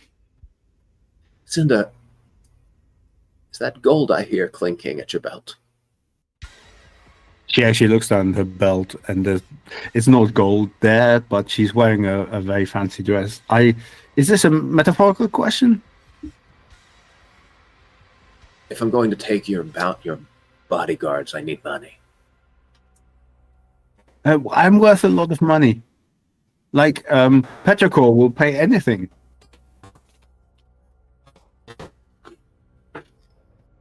It's true. Don't think that I haven't noticed that he's got the hots for me, but is too chaste to say anything. Interesting cult you guys have. When are your mercenaries expecting to be paid next? End of the week? Like, what, 3 days from now? Noella's kind of sick of the shit. So, I assume at this... sorry, real quick. You're sort of wandering outside a little bit, maybe with her, and you've got the guy finishing off the very, very last bit of his rabbits. It's just suddenly appearing next to you and going like, "Oh yeah, no, it's another 3 days until we get paid. We're still good up." So clings his little pouch. Until then, Excellent. why? We're little shits. She just walks like straight up to the carriage and just into it. Yep. Cinda, where's your money? I guess there's some money in the trunk. You see the guard sort of looking at like a trunk that's on top of the carriage. Can she open it? I can't possibly open it. I'm not even tied up yet. Well, can Nuala open it? Yeah. How much money is inside? So it's not like a fortune, but it is enough to pay for food and lodging and mercenaries for several weeks. She basically takes everything out of the... She like drags the trunk over and dumps it on the ground. Cinda, can I have this? I can't stop you. That's not I what mean, maybe I could stop you. It's just sort of like tries to punch you a bit with extremely weak. She comes at Nuala, surrounded by Fae and Purgus packed warlocks. Just thorns start to like creep out of her skin. It's like, my hands! So I am at your mercy. There's nothing I I have can that? do. I think yes is the right answer. The answer you're expecting. you, Sellsword, what's your name? Aboleth. Aboleth, call your friend over. Not Aboleth. But that's ridiculous. No, Aboleth. Oh, my friend. Hey, Trilla. Come on over. Yeah, Aboleth. what's all this then? This is Trilla. Trilla. I offer you half of that to be in my employ now. No can do, Governor. We've got a contract with this lady here. Cinda, do you release them from their contracts? Oh, I can. Listen, you could The answer is yes. sub clause. You work for them now. All right, welcome aboard, boss. Take your money and come with us. You heard them, Trilla. Get moving. Yeah, no, they're very good. They're very quick. They're very they clean that money up in no time. Alistair is just sitting in the carriage during all of this, waiting for everyone else to get in. Who's going to tie me to this awful thing? Let's see how Right. fast the horses go first before you suffer that indignity. I would spare you that, Numina, if we can. I will run alongside for now. I will do the same. Do we make good time? Yeah, it's a little cramped in there, but ultimately it's fine. And if it's as the Countess says, then you're definitely faster in the carriage than they are on foot with like captives on foot or something. She said north, and she wasn't that specific about north. After a while, and it's starting to get late in the day, you kind of get, especially Gwyn, you get the scent of freshly baked bread, maybe even freshly baked pies. It's on the air. It's very nice, although there are some I know a lot of it feels a little burnt, a little rushed. If you had to think from with a really fine palate, you think some of it is just a little rushed. But you can see that you're coming upon the town of Brazilian. Sorry, let me retract that. The village of Brazilian. It's not as big as a town. And as the sun disappears among the fungi trees of the forests, it's getting a little harder to see, but the town of Brazilian scrolls. Pardon me. Here we are. Yeah. You see this, it's a small town built among these tall fungi-like trees, made from this fungi-like wood-like stalks of it. And there seemed to be a patrol of the Sorcerer King's men and women. They're wearing black and red leather armor. All of them have like a cape of some kind with a clasp that has a painted eye on them. And they seem to be living the big life in there. They're sort of huddled in the town square. Some of them have their feet up on little stools and getting foot rubs by the villagers, seemingly under some duress, or at least not fully out of their volition. Whereas other people are baking pies and everything and bringing it to them, or feeding them grapes and such. It seems like there's about let's see, about 6 to 8 of these soldiers that have this village wrapped around their finger. They have not seen you. You're just approaching. This is en route to where we need to go, but it's not our final destination. Yeah, you don't think so? I mean, because you're following the lake at any rate. That's where the road goes. Road is a big word. The path goes, but yes. Do we see a way to circumvent the village, to get around it without even bothering with it? Absolutely. You could just take a detour. It costs you some time, but nothing else. But you do smell the lovely, freshly baked bread. But don't let you sway. I don't think bread is a sufficient inducement to me. Besides, it's slightly burnt. Yeah, it looks like it's rushed. But the question is, how well do we know the Sorcerer King's powers? If we are successful with Patricorn, then we will have enemies at our back on our way home. They don't see us coming. It could be an advantage. But also, the more time we spend in delay, the worse the danger is for our companions. I think you should really threaten me a bit more, says the Countess. What is... Shut your I yap, mean- you. Was that good? That's the one. All right. Then Petrichor is not going to be impressed if I'm like riding with you like an honored guest. Here, let me give you a friction burn on your arm here.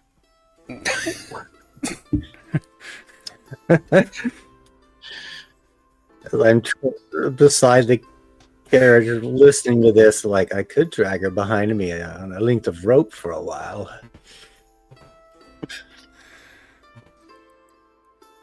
And so, question is: are you avoiding the village of Brazilian? We were I trying vote to decide. avoid it. Okay. I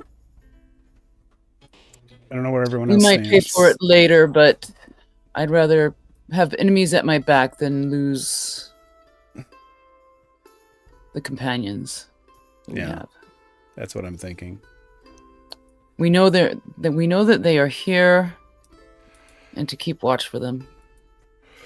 They don't look like they're going anywhere. No. Newman, what are your thoughts? I feel that the villagers are being taken advantage of. This I do not approve of. Of course. Yet, as you have said, our companions that need to be rescued are our priority. The villagers are their own problem. Maybe our newfound mercenary friends can do something about it as we move on. Oh, I think- you just give the word, lady, lords, anything you want.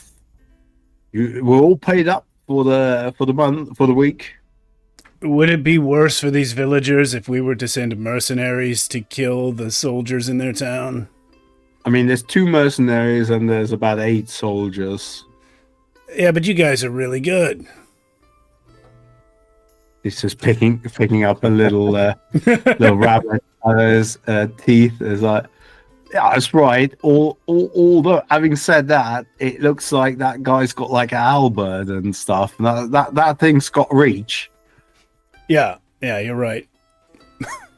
I'm more comfortable with these excellent soldiers here in our wagon carriage with us. Then we All right. circumvent the village. We will pass Yeah, the no village, problem. You can absolutely circumvent the village. And once we've reclaimed Tanith and done our work, perhaps if the villagers still suffer, we'll have the strength to make a different decision on the way back. Agreed. Assuming I haven't burned down that town. Circumvention. Long story. All right. Yeah, so you take a little bit of a detour, but you're nevertheless on a much faster vehicle going by the description. And indeed, it seems true because after a while, you spot briefly in the distance, because it's through the mushroom trees, a glimpse of this convoy. And as was described, because the last carriage is like a prison carriage and it's full up, and it's got several other captives on like ropes or chains dragging behind it. They're not moving fast. It's going to go up some hills and down and stuff. You will catch up with them.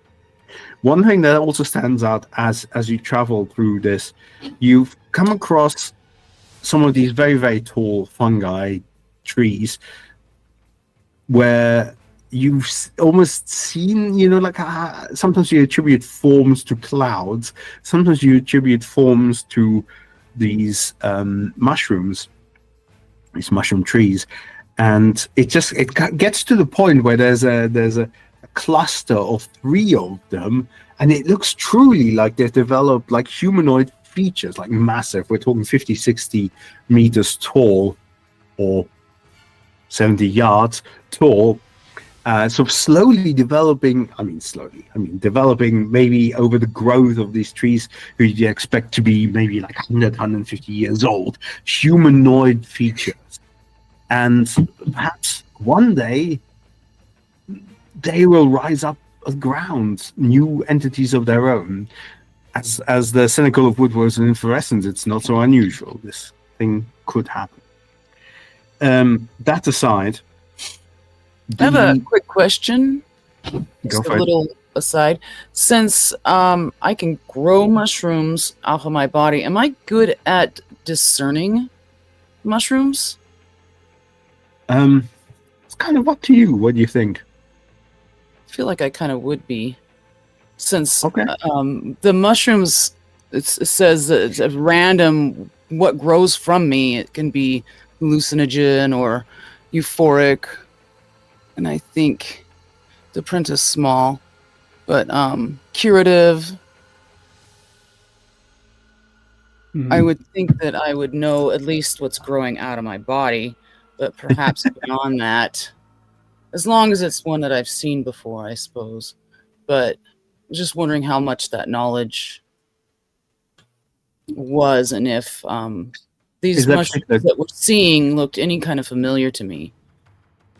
I mean, is there a particular question you're looking to have answered?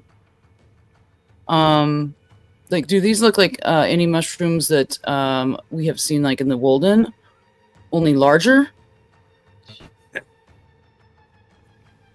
To an extent, they look like evolved versions. Basically, most mushrooms don't grow to these sizes. They don't look particularly different from the mushrooms and the various fungi and mycelial network growths that you know. But they're just bigger, larger, older, stronger as well.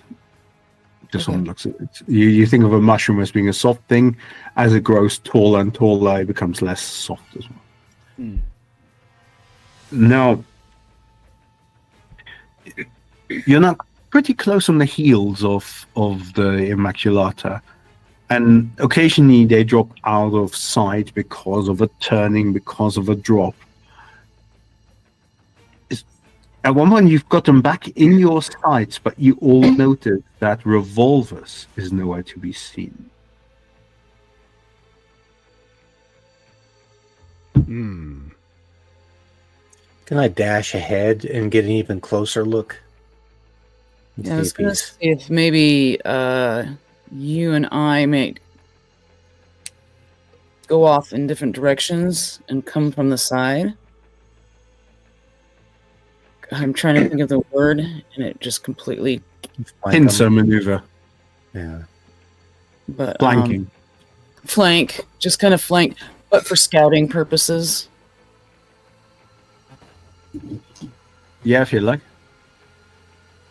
Yeah, okay, so the rest of you, as you two head out to the sides of flank, you notice that the convoy is stopping, and the captives that are not currently in the wagons, they're starting to tie them to the trees, the mushroom trees.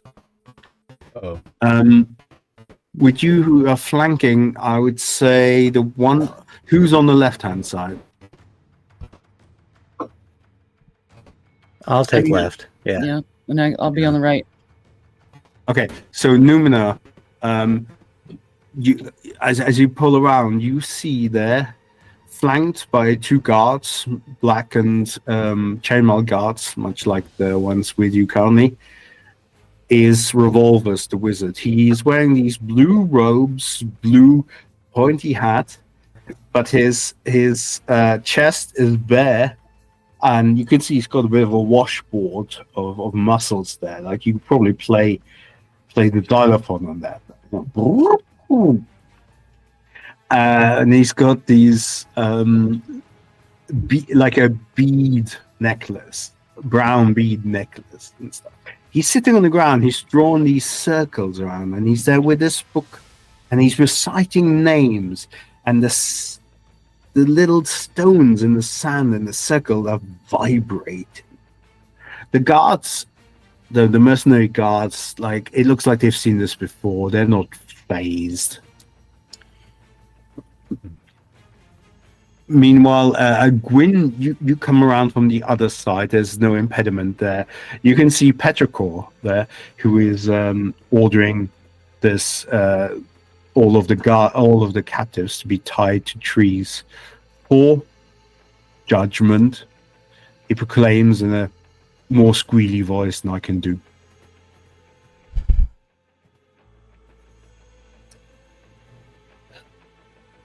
case. I will head back and report my findings. I feel like something is about to happen that needs to be.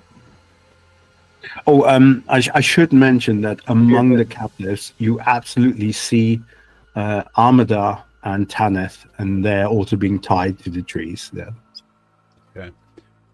I'm feeling a little irrational. Like I should dash in there and draw some attention and run off. See if I can't distract or pull anyone after me. So you're next to Revolver's ritual. Yes. Yeah. It seems like he's up to something with this ritual. Yeah. Is it possible to do a little bit of a shenanigan here with my my brew potion power? I would have had to spend 3 hours gathering ingredients to create something. Can we flashback that, or do I need to like find a time to do it in play? I think there was time to flash. Yeah, I think you could have. All right. So what are you trying to do? I would just like to have a terrible luck potion in my possession, and hopefully maybe slip it to someone in the. Did you in say the near terrible future. luck potion? No, terrible luck. Terrible luck potion. Yeah, I can create paralysis, dizziness, pain, or Got terrible luck. Yeah. Yeah, I mean, I you've had many days, so I see why not. Yeah. Great. So I don't know what I'm gonna do with it yet, but I would just like to have it. Don't drink it by accident. In that same spirit, I see that Gwen has. Cindy was mentioning that it's hard to make out the wordage, but Gwen's ability, Hailing of Hornwort, is kind of similar in that it seems like at the beginning of the day, Gwen can make a bunch of different abilities. On Mirror, you can zoom into it. I know it's tiny. I apologize, but yeah, it produces D4 doses each day, and you can roll D4 to see which dose it is. There you go. Okay. And the countess is sort of leaning over to the nearest person and go like, I really think you should threaten me a little bit and use me as collateral. Well, That's a pretty good idea. my preferred strategy would be one of stealth, but I leave it open to the group. I don't see why we couldn't use a combination. I'm not as much a warrior as some of you. I could stay back with Cinda in case things go awry. At least put a knife to my throat or something.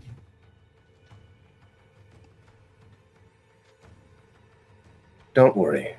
It'll be quite convincing if the circumstances arise. Yes. Just because you are our prisoner does not mean we are inclined to use you as a hostage at the first opportunity. We may have a better plan. Oh. Is this... do you get off on this? Is this a thing for you? You have no idea how much responsibility and stress I've been under with these fucking ghouls. Right, but that really Just doesn't one explain... I want to let go. That explains why you'd want us to take you, but it really doesn't explain why you constantly want to be threatened and hit and held hostage. Being in charge all the time. It's so much effort. Okay, so it is a thing. Okay.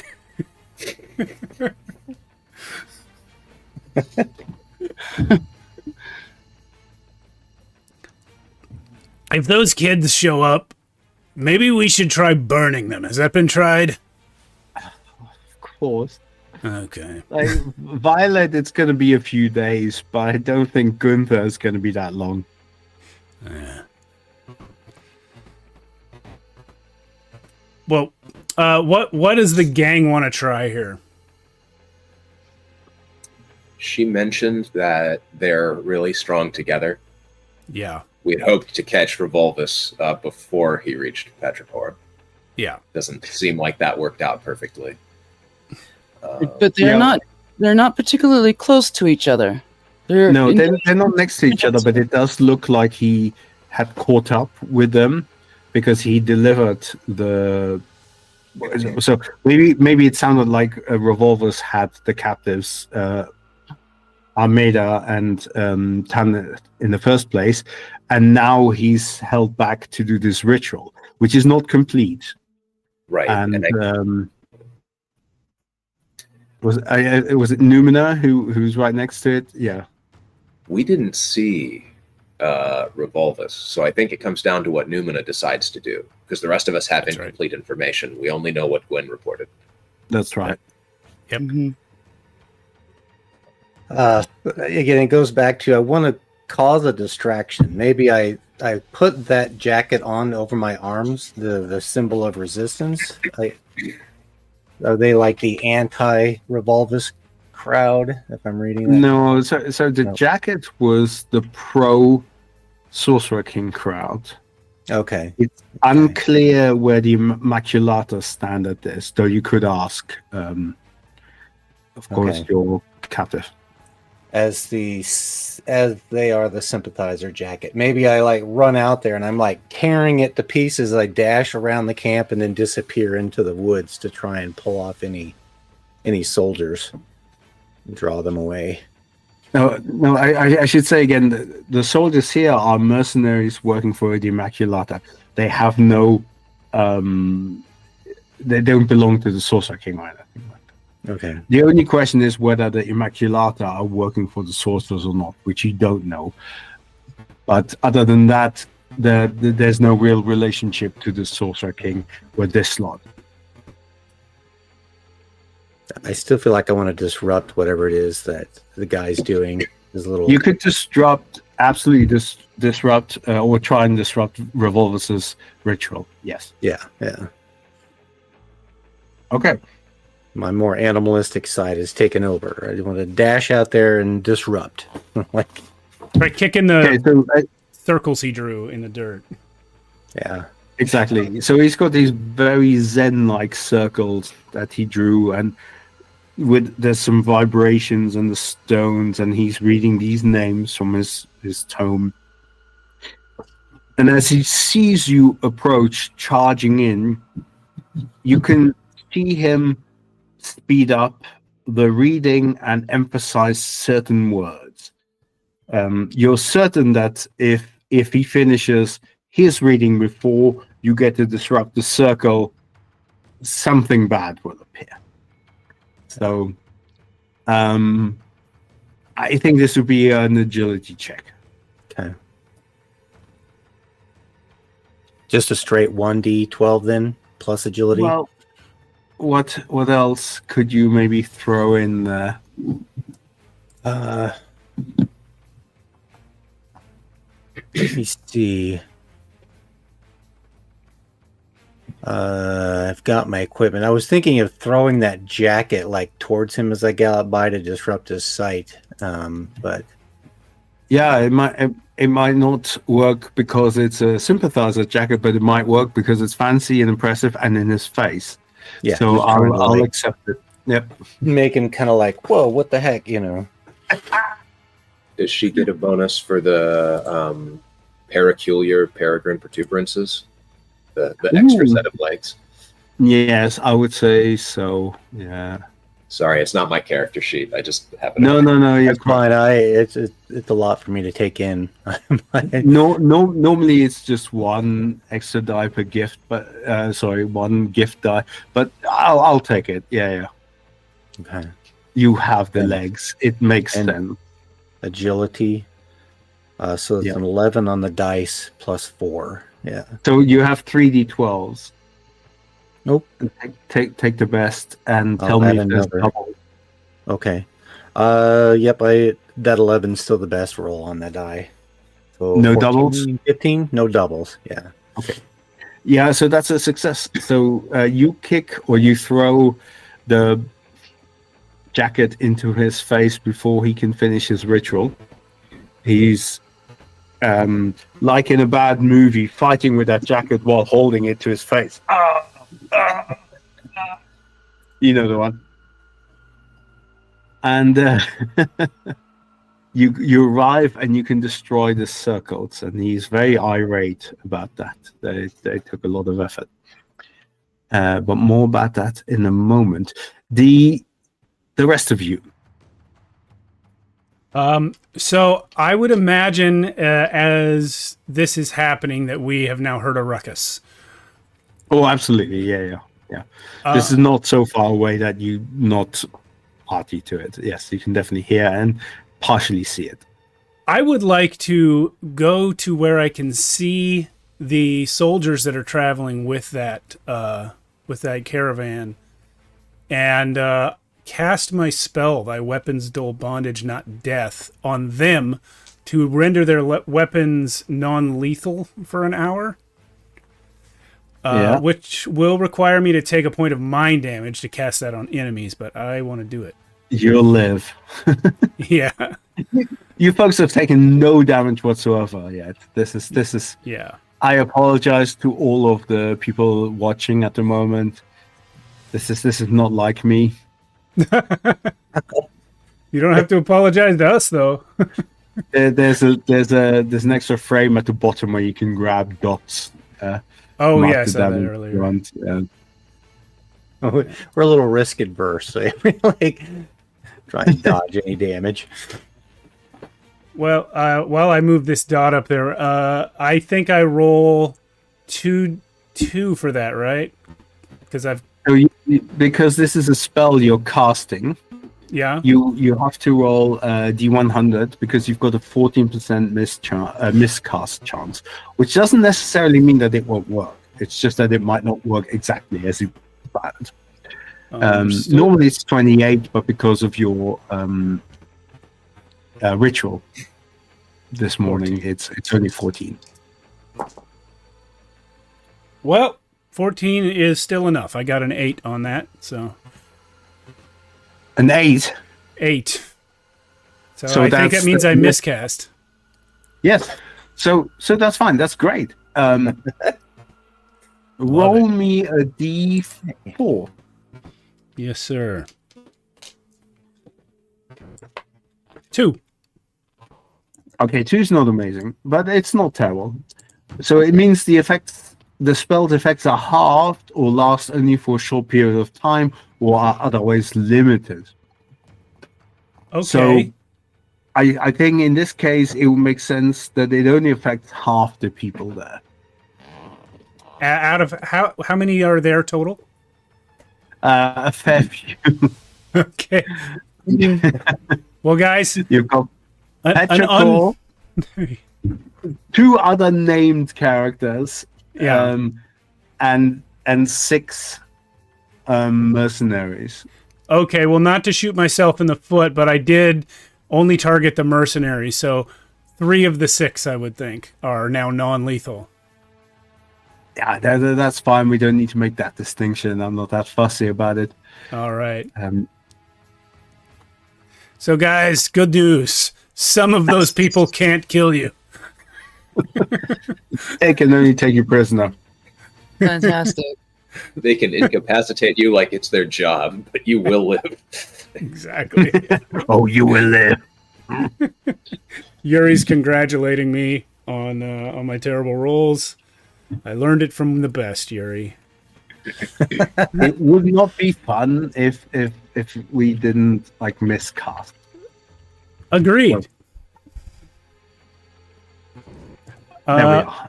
All right, that's it for me. I need to step away for a second, so if someone else wants to do something. I would love to take a quick break as well. If we take a 5 minutes, Sure. and then get right into it, be great.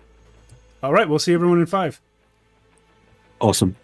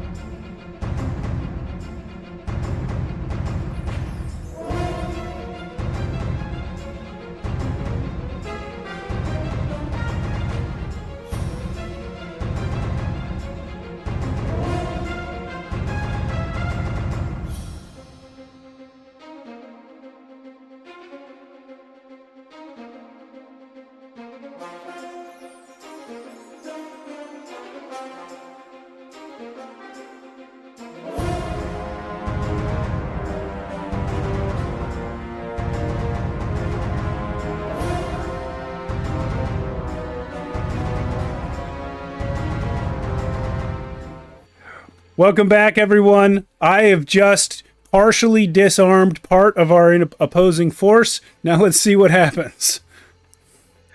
And indeed, Revolver's ritual has been interrupted as well.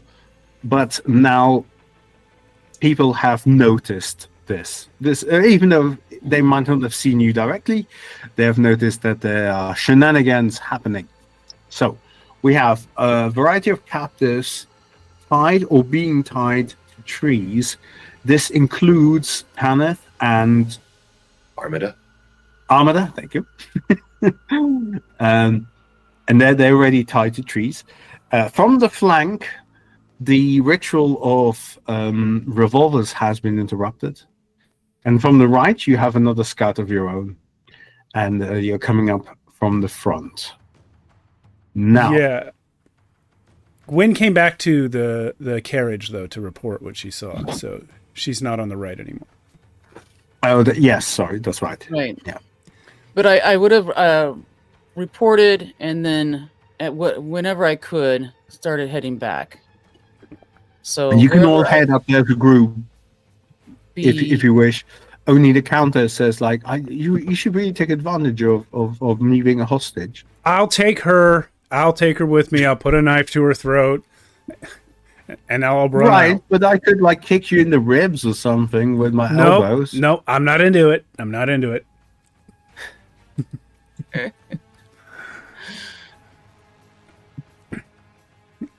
Okay. Yeah. Is this your? What is your approach? What is your first approach? Is it the knife to the throat, or you stop what you're doing? Or Yeah, you know what? Maybe I will do that. Make myself kind of visible. What do you think, Nuala? You look like you have an idea. So, my idea is essentially. Sorry, I have the wrong screen up here. Okay, Toby, you can see the cat, but you're not playing the game. Okay, so you got to be quiet. Frequent feline did I guest mention stars the on this method? channel. That's Nuala sort of wants to take position with Cinda because she's less valuable in a fight than Alistair. Fair. Yeah, you can threaten the lady. I'm going to give you exactly what you want. like using, a lack of parental responsibility. something like that. She pulls her rose whip, which is basically barbed wire, as I understand it, and pinions her arms behind her back and coils it around her neck in such a way that very serious damage can be inflicted very quickly. Yeah, that's fair. Yeah, she gasps a little bit at that. Like it escalated quite quickly. Okay, so Petracore at this point, sees this and sort of steps forward. I should say, Revolvers, his ritual having been well and truly interrupted, is scrambling to go back to the Petracore group, unless someone's trying to stop him. I am trying to stop him, and by me I mean Murmur. Well, okay, yeah. Because I was thinking about the person who was right there, which would have been, I guess. Oh yeah, you know what? That's better. But you might have a. Hey, if you got a different idea. I forgot that Numina was right there. I think it's better for her to do it. Yeah, what time of night is it? Because this bow does different damage depending on the time of night. Yeah, so it's late afternoon. It's not quite night. Let's have a look. It's So if there's sunlight out, then it's a club, it looks like. So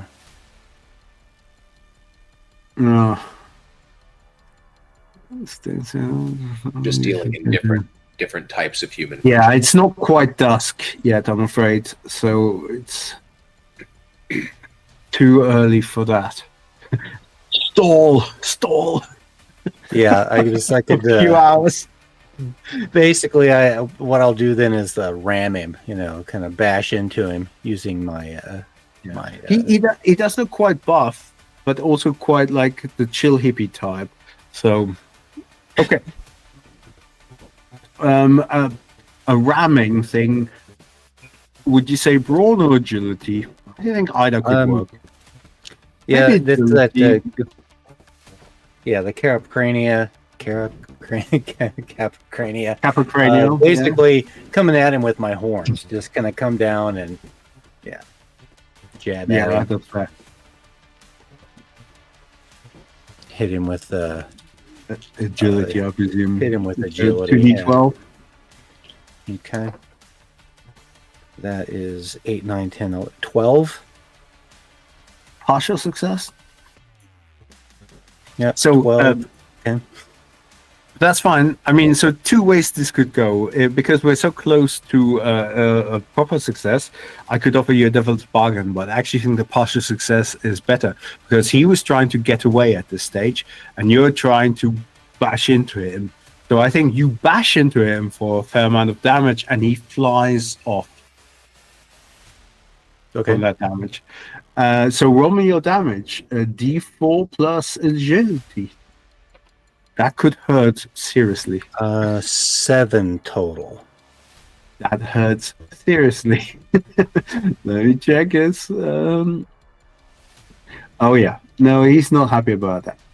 So yeah, he was scrambling to get away, and you bash into him, and he goes flying into a ballistic arc, bashes into a tree, falls down into a spiky bush, and scrambles out of that, having still like nettle stings and everything like above him. He's not happy, and he's running and scrambling. He's not there with Petacor yet. So, if in the next round you want to do something else to that, we can. Okay, who's next? Who wants to go? I'd like to try something. I have that extra arm that can become. That can test someone. Yes. So I'm not sure if I completely understand it, but can it metamorphose into a harmless creature? How does Potentially. Yeah, you have to give a challenge to someone, and if they're not up to the challenge, it will transform them. Oh, okay. The arm will transform that person. Oh, I see. Yeah, it's incredibly powerful. Okay. Just as a reminder, That- there's lots going on, but you're trying to free those two people. You are Yes. outnumbered, but then again, you are full of like incredible things like that one. Right. A creature tested with a challenge of your choice. Oh, and this item exhausted. I apologize. That is a leftover rule that doesn't exist anymore. I need to update that. Ignore that sentence. The exhausted part. So she can use it every turn, basically. She can't use it every turn, but she can definitely use it now. There is a price, but it's not that price. Okay. So regardless of distance, I could challenge somebody with it? Absolutely. Yeah, be creative. Margot the Fairy just doesn't like people not stepping up to the challenge. Got it. So, how about I will Nor do her this. arm. I will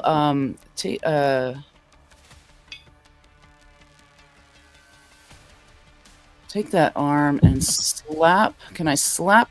Is it Petrov? Petrov. Petrichor, the squealy Or- hogman. Yeah. Slap him across the face and challenge him. That seems traditional. Yes, I like it. What are you going to challenge him to do? Face me like a warrior. I mean, absolutely. But it feels like you could put the ball into your court somewhat more. You could challenge him to do anything, like climb the highest tree in the forest. That's Okay. true. Hear me out. You Like, have your challenge seems extremely fair. Yeah, your challenge was too fair, is what we're saying. your agility's your best stat. If there was ever a time for a dance-off, Yes, I like it. now we're talking.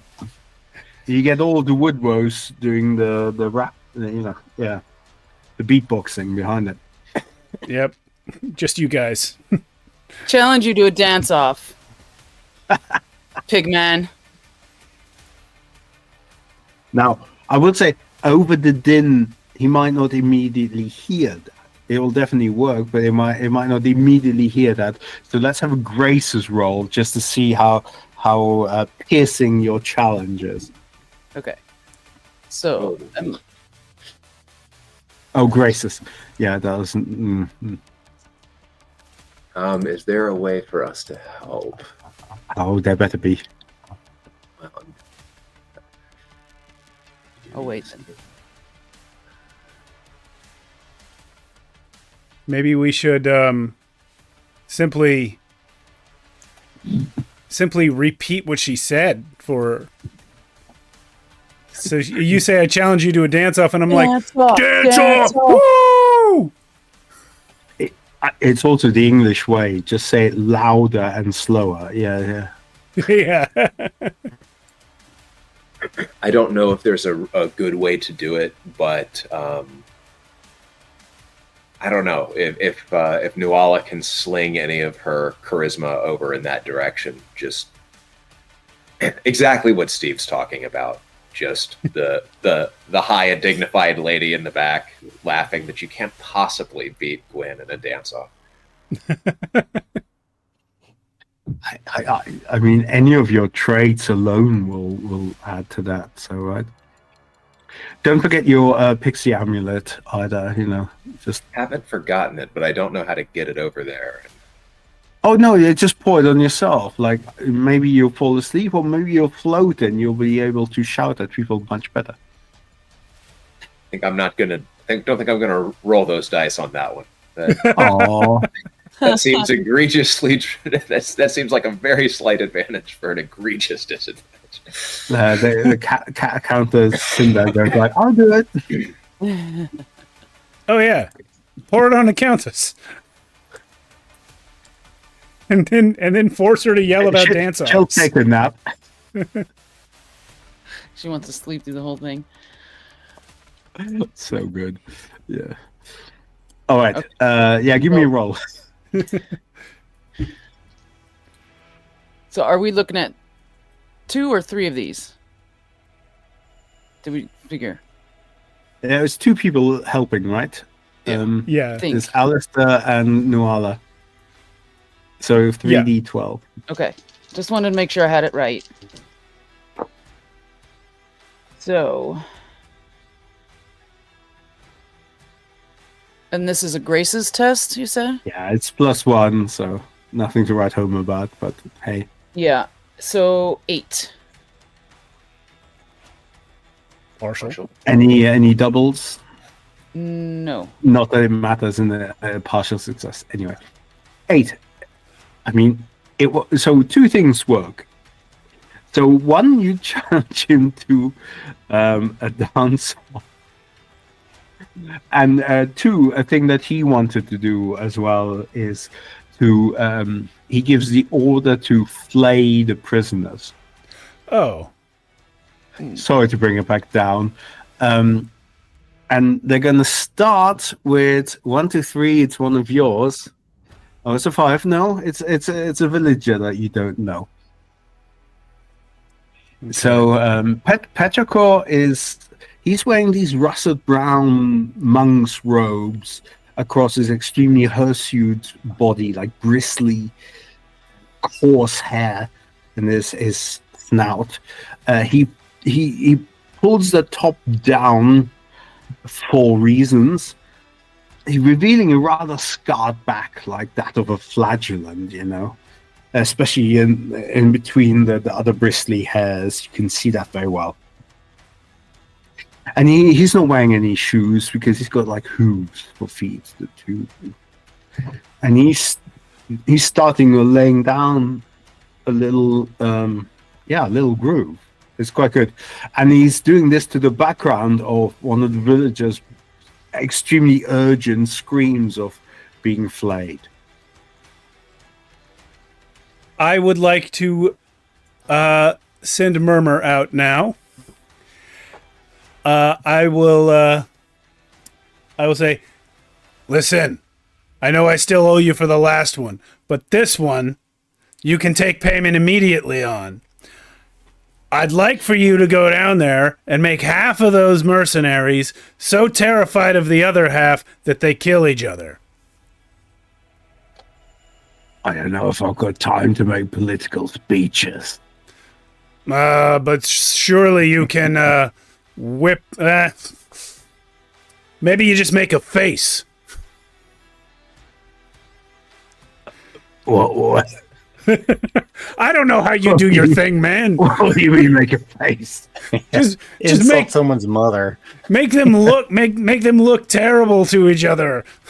Since when has that helped? Okay. They already look terrible to each other. If you knew their thoughts. Well, maybe. How about this? Maybe you make the captives terrifying to all the mercenaries, and they'll be afraid to harm them. All right. Yeah, I can work with that.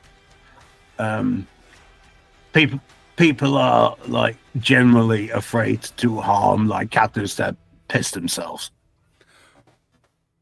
Whatever Not you saying gotta I'm a do. one-trick pony. I mean, don't get me wrong. But what's in it for me? What's in it for you? You get to watch us kill however many of those guys we can. Well, obviously, I mean, that's a given, right? Well, yeah, listen, you're getting a free ride out of it. You're making my point for me. You get to come around with me, watch me murder people. I do that more, anyway. What more can a Also, demon want? You've been super lax on the murdering. Like you could like get your quota up a little bit here. I'm a carnivore. I eat meat. Not enough. I Okay. barely ever eat human for starters. It's been ages. I offer you this. If you make all of those villagers piss themselves, I will eat a chicken tonight. Give me a graces check. Have a +1. Okay. It's like a deal between Alistair and his roommate. Right? Low stakes, contentious. Terrible. 5 is my roll. 5 total. 5 total. I got a 2 and a 4 on the dice. I'm going to offer you a partial success to push that up to a... I'm going to offer you a devil's bargain to push that up to a partial success. Oh, good. And that is, if you include yourself among the ones who pee themselves, you'll get that partial success. Done and done. Done and done. Let's not dwell on it. Mama wastes no time. It's like, rotisserie chicken. And yes, all of the captives suddenly pee themselves, and for some reason, it kind of puts the flayers to be at pause. They're like, yeah, it's just like, I don't know if my heart is in this. It's a horrible thing that I'm doing. Am I living my best life? And yeah, okay. So that's off the table for the time being. Who's next? I think I could be wrong. I think it's to Nawala. No, because the ramming happened and then I grabbed Cinda. So it might be back to... If anyone hasn't acted yet in this round, The important thing, of course, are still to basically free. You don't have to defeat, kill, or anything these people. You just have to free Our two friends. the people for your mission. Yeah. Okay. Nuala gets Patricor's attention. Is that how we treat prisoners around here? I don't have time to talk. I am dancing.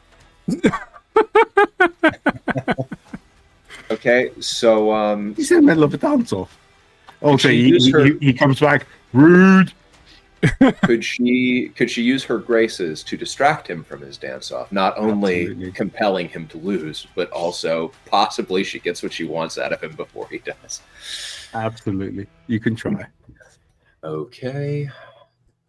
So Nuala is both beautiful and mysterious, but I think you said I can only get one for a gift. Yeah. What one? One's enough, frankly. Fair enough. I will roll my 2d12. The math is in your favor. Okay, that is a 14. Yeah. So how do you distract him? Well, what does he? How does he fumble? Do you want me to flay mine too? And basically makes Cinda very obvious and hopefully a little aware of just how little Nuala cares about her well-being. I know she's been excited about this situation, but She might change her tune. Nuala's been around a long time. This wouldn't be her first flaying. Like, how do you want this to go? Because we have prisoners too. So do you actually pull like Cinda apart, or? No. Just because it's I want him to call off his flames. Oh, okay. Yeah. More of a, it really wouldn't take a lot, sort of a gesture. Okay, so it's interesting. I hadn't thought about what is his loyalty to? No, the Immaculata, they are a tight knit bunch, because right, maybe this is a perfect time to introduce the divine. So, a young woman, steps up, just as new what's his face, Petrichor, like goes, oh wait. Oh, that was the voice I was looking for all evening for the squealy, sort of half hog thing. Wait! One more. Wait! No, that wasn't as good.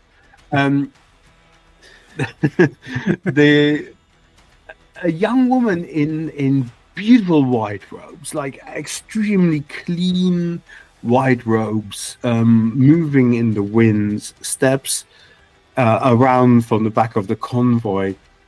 She's wearing like a headpiece with flowers and everything, as if she was like a goddess personified. And immediately revolvers, wherever he is, and Petrichor and everything, they fall to their knees. What's odd about this woman is that at first you think like, I don't know, she's like a late teens woman, but then every time she moves a little bit, from every angle, she looks like she's a different ethnicity or a different age, or even a different weight. She has no consistent look. It just looks like everything you can imagine is somehow in there, somehow weird. Not in a particularly obvious and freaky way, but it's just right there. But she moves forward, very confident of herself. She looks like she's very much enjoying this. And she steps forward and goes like, please do not harm our countess. She is a good friend of mine, and she has a lot of responsibilities. And it's just like, to Nuala, too many responsibilities. Don't let me go so easily. I can still be your captive. It's like, no, you return her, and we return your friends, and we can all go our merry ways. That sounded a bit more comical than I'm intended it. Her voice is, in truth, is quite enchanting and quite familiar. It feels like the voice of someone you've heard, however different. Does Nuala, from her long breadth of experience, gather that this is an enchanted sort of voice, or does she actually think she knows this person? Neither. This doesn't seem enchanted, and it doesn't seem like you've known this. This seems to be a new experience, which is highly unusual. Indeed, it's just almost as if this divine, as they call her, is all women in some fashion. Nuala gestures toward their prisoners, indicating, "Let yours go, I'll let mine go." Petrarch goes, "Oh!" and by himself manually starts to undo Tanith and Armada. I'm curious what he turns into and when the defeated dance-off kicks in. Well, it's only if he fails to rise to the challenge, isn't it? Yes, he has failed to rise to the challenge, I think. But we can get to that in a second because it's ultimately your choice. Sorry, Gwyn's choice. I mean, yes. So Tanith and Armada come sort of stepping down towards you, looking back at them, going like, "What a bunch of weirdos." Walking down the hill towards you, and the Countess is like, "I can still be of use. You don't have to release me now." Have fun with your kids. You push her, and there's this slow motion thing as she sort of steps forward, like, The worst thing you can do for this woman is release her from captivity. So, I would like to move forward a few moments in time, where the two. Oh no! Actually, before we do that, Gwyn, what is the forfeit for failing to pass the test for Petrarch? So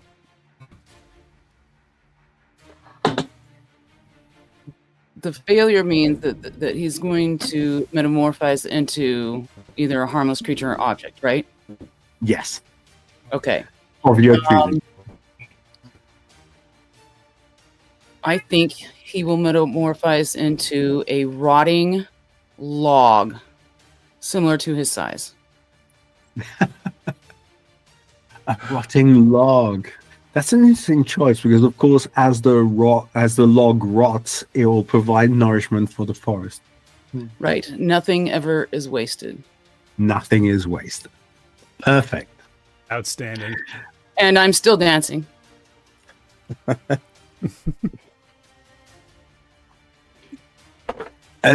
Later that day, the two parties having truly parted, one of them with a rotting log, the other one with their friends, Tanith and Armada, ready to finally complete the full mission about infiltrating the Sorcerer King's thing, are getting ready for the evening, for resting finally. Although none of them seem particularly exhausted looking at the character sheet. Barely any damage was taken. I did a terrible job and I apologize. But what are some of the last stories, the last words, the learnings you take with you from what you've experienced so far? I will use my my bad luck potion, and I'm gonna pour it into my own like little canteen, and then I'm gonna blindfold myself, slam my shin into a table leg, and try to wander out of town.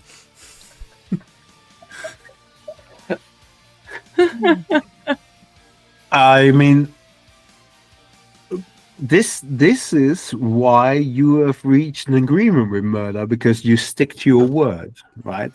Yeah. A lesser man might have completely tried to wriggle out of this, not you. Sorry. So it is, of course, with some consternation when you feel the bite of a child that you think is called Gunther on your shin, that nevertheless you can also feel at the same time that Murmur is very pleased. Okay. I'm not, but hey, a deal's a deal. Anyone else doing an epilogue?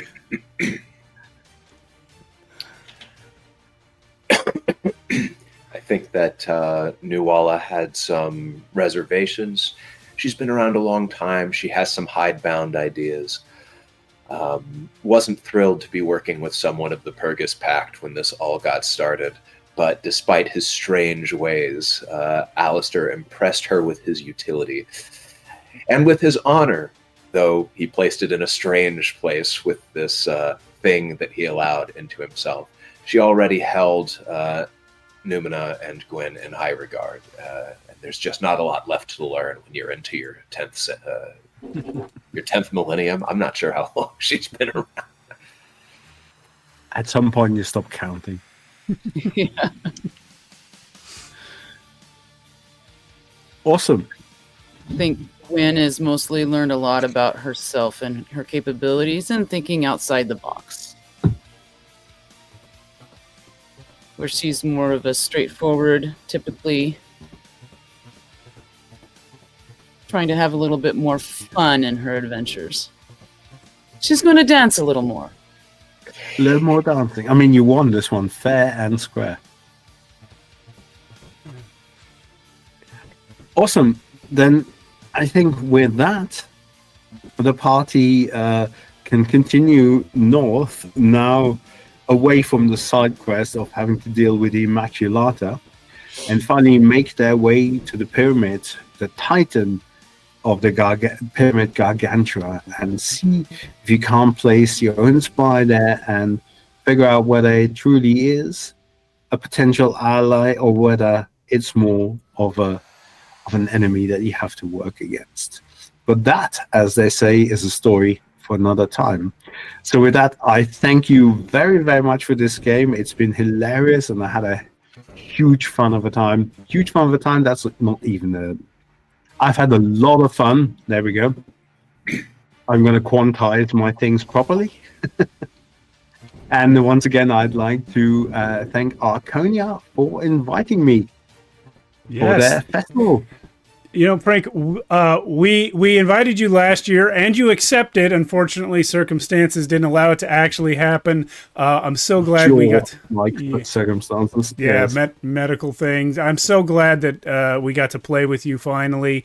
I don't know if you know this. I've probably told you, but you know, we have two shows on this channel. We have our Friday night show where my local friends and I game at a table. And then we have a second show called Tales from the Backlog, so named because it's where we go to play all of the games we never have time to do the rest of the time.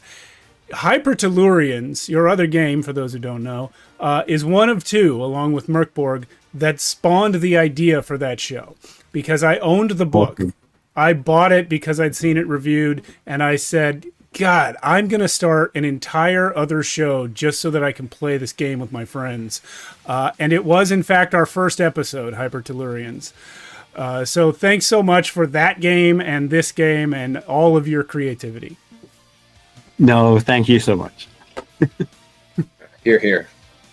Yes. And gang, if you're watching this, we're going to cut the stream here. We'll be back at 3 o'clock Pacific time with Vieja Escuela Pulp, run by Mia. And then later tonight, we'll wrap up ArchoniaFest in our regular Tales from the Backlog time slot with My Little Pony Tales of Equestria. All right, everyone. Thanks for... Yeah, there we go. Thanks for watching. We'll see you next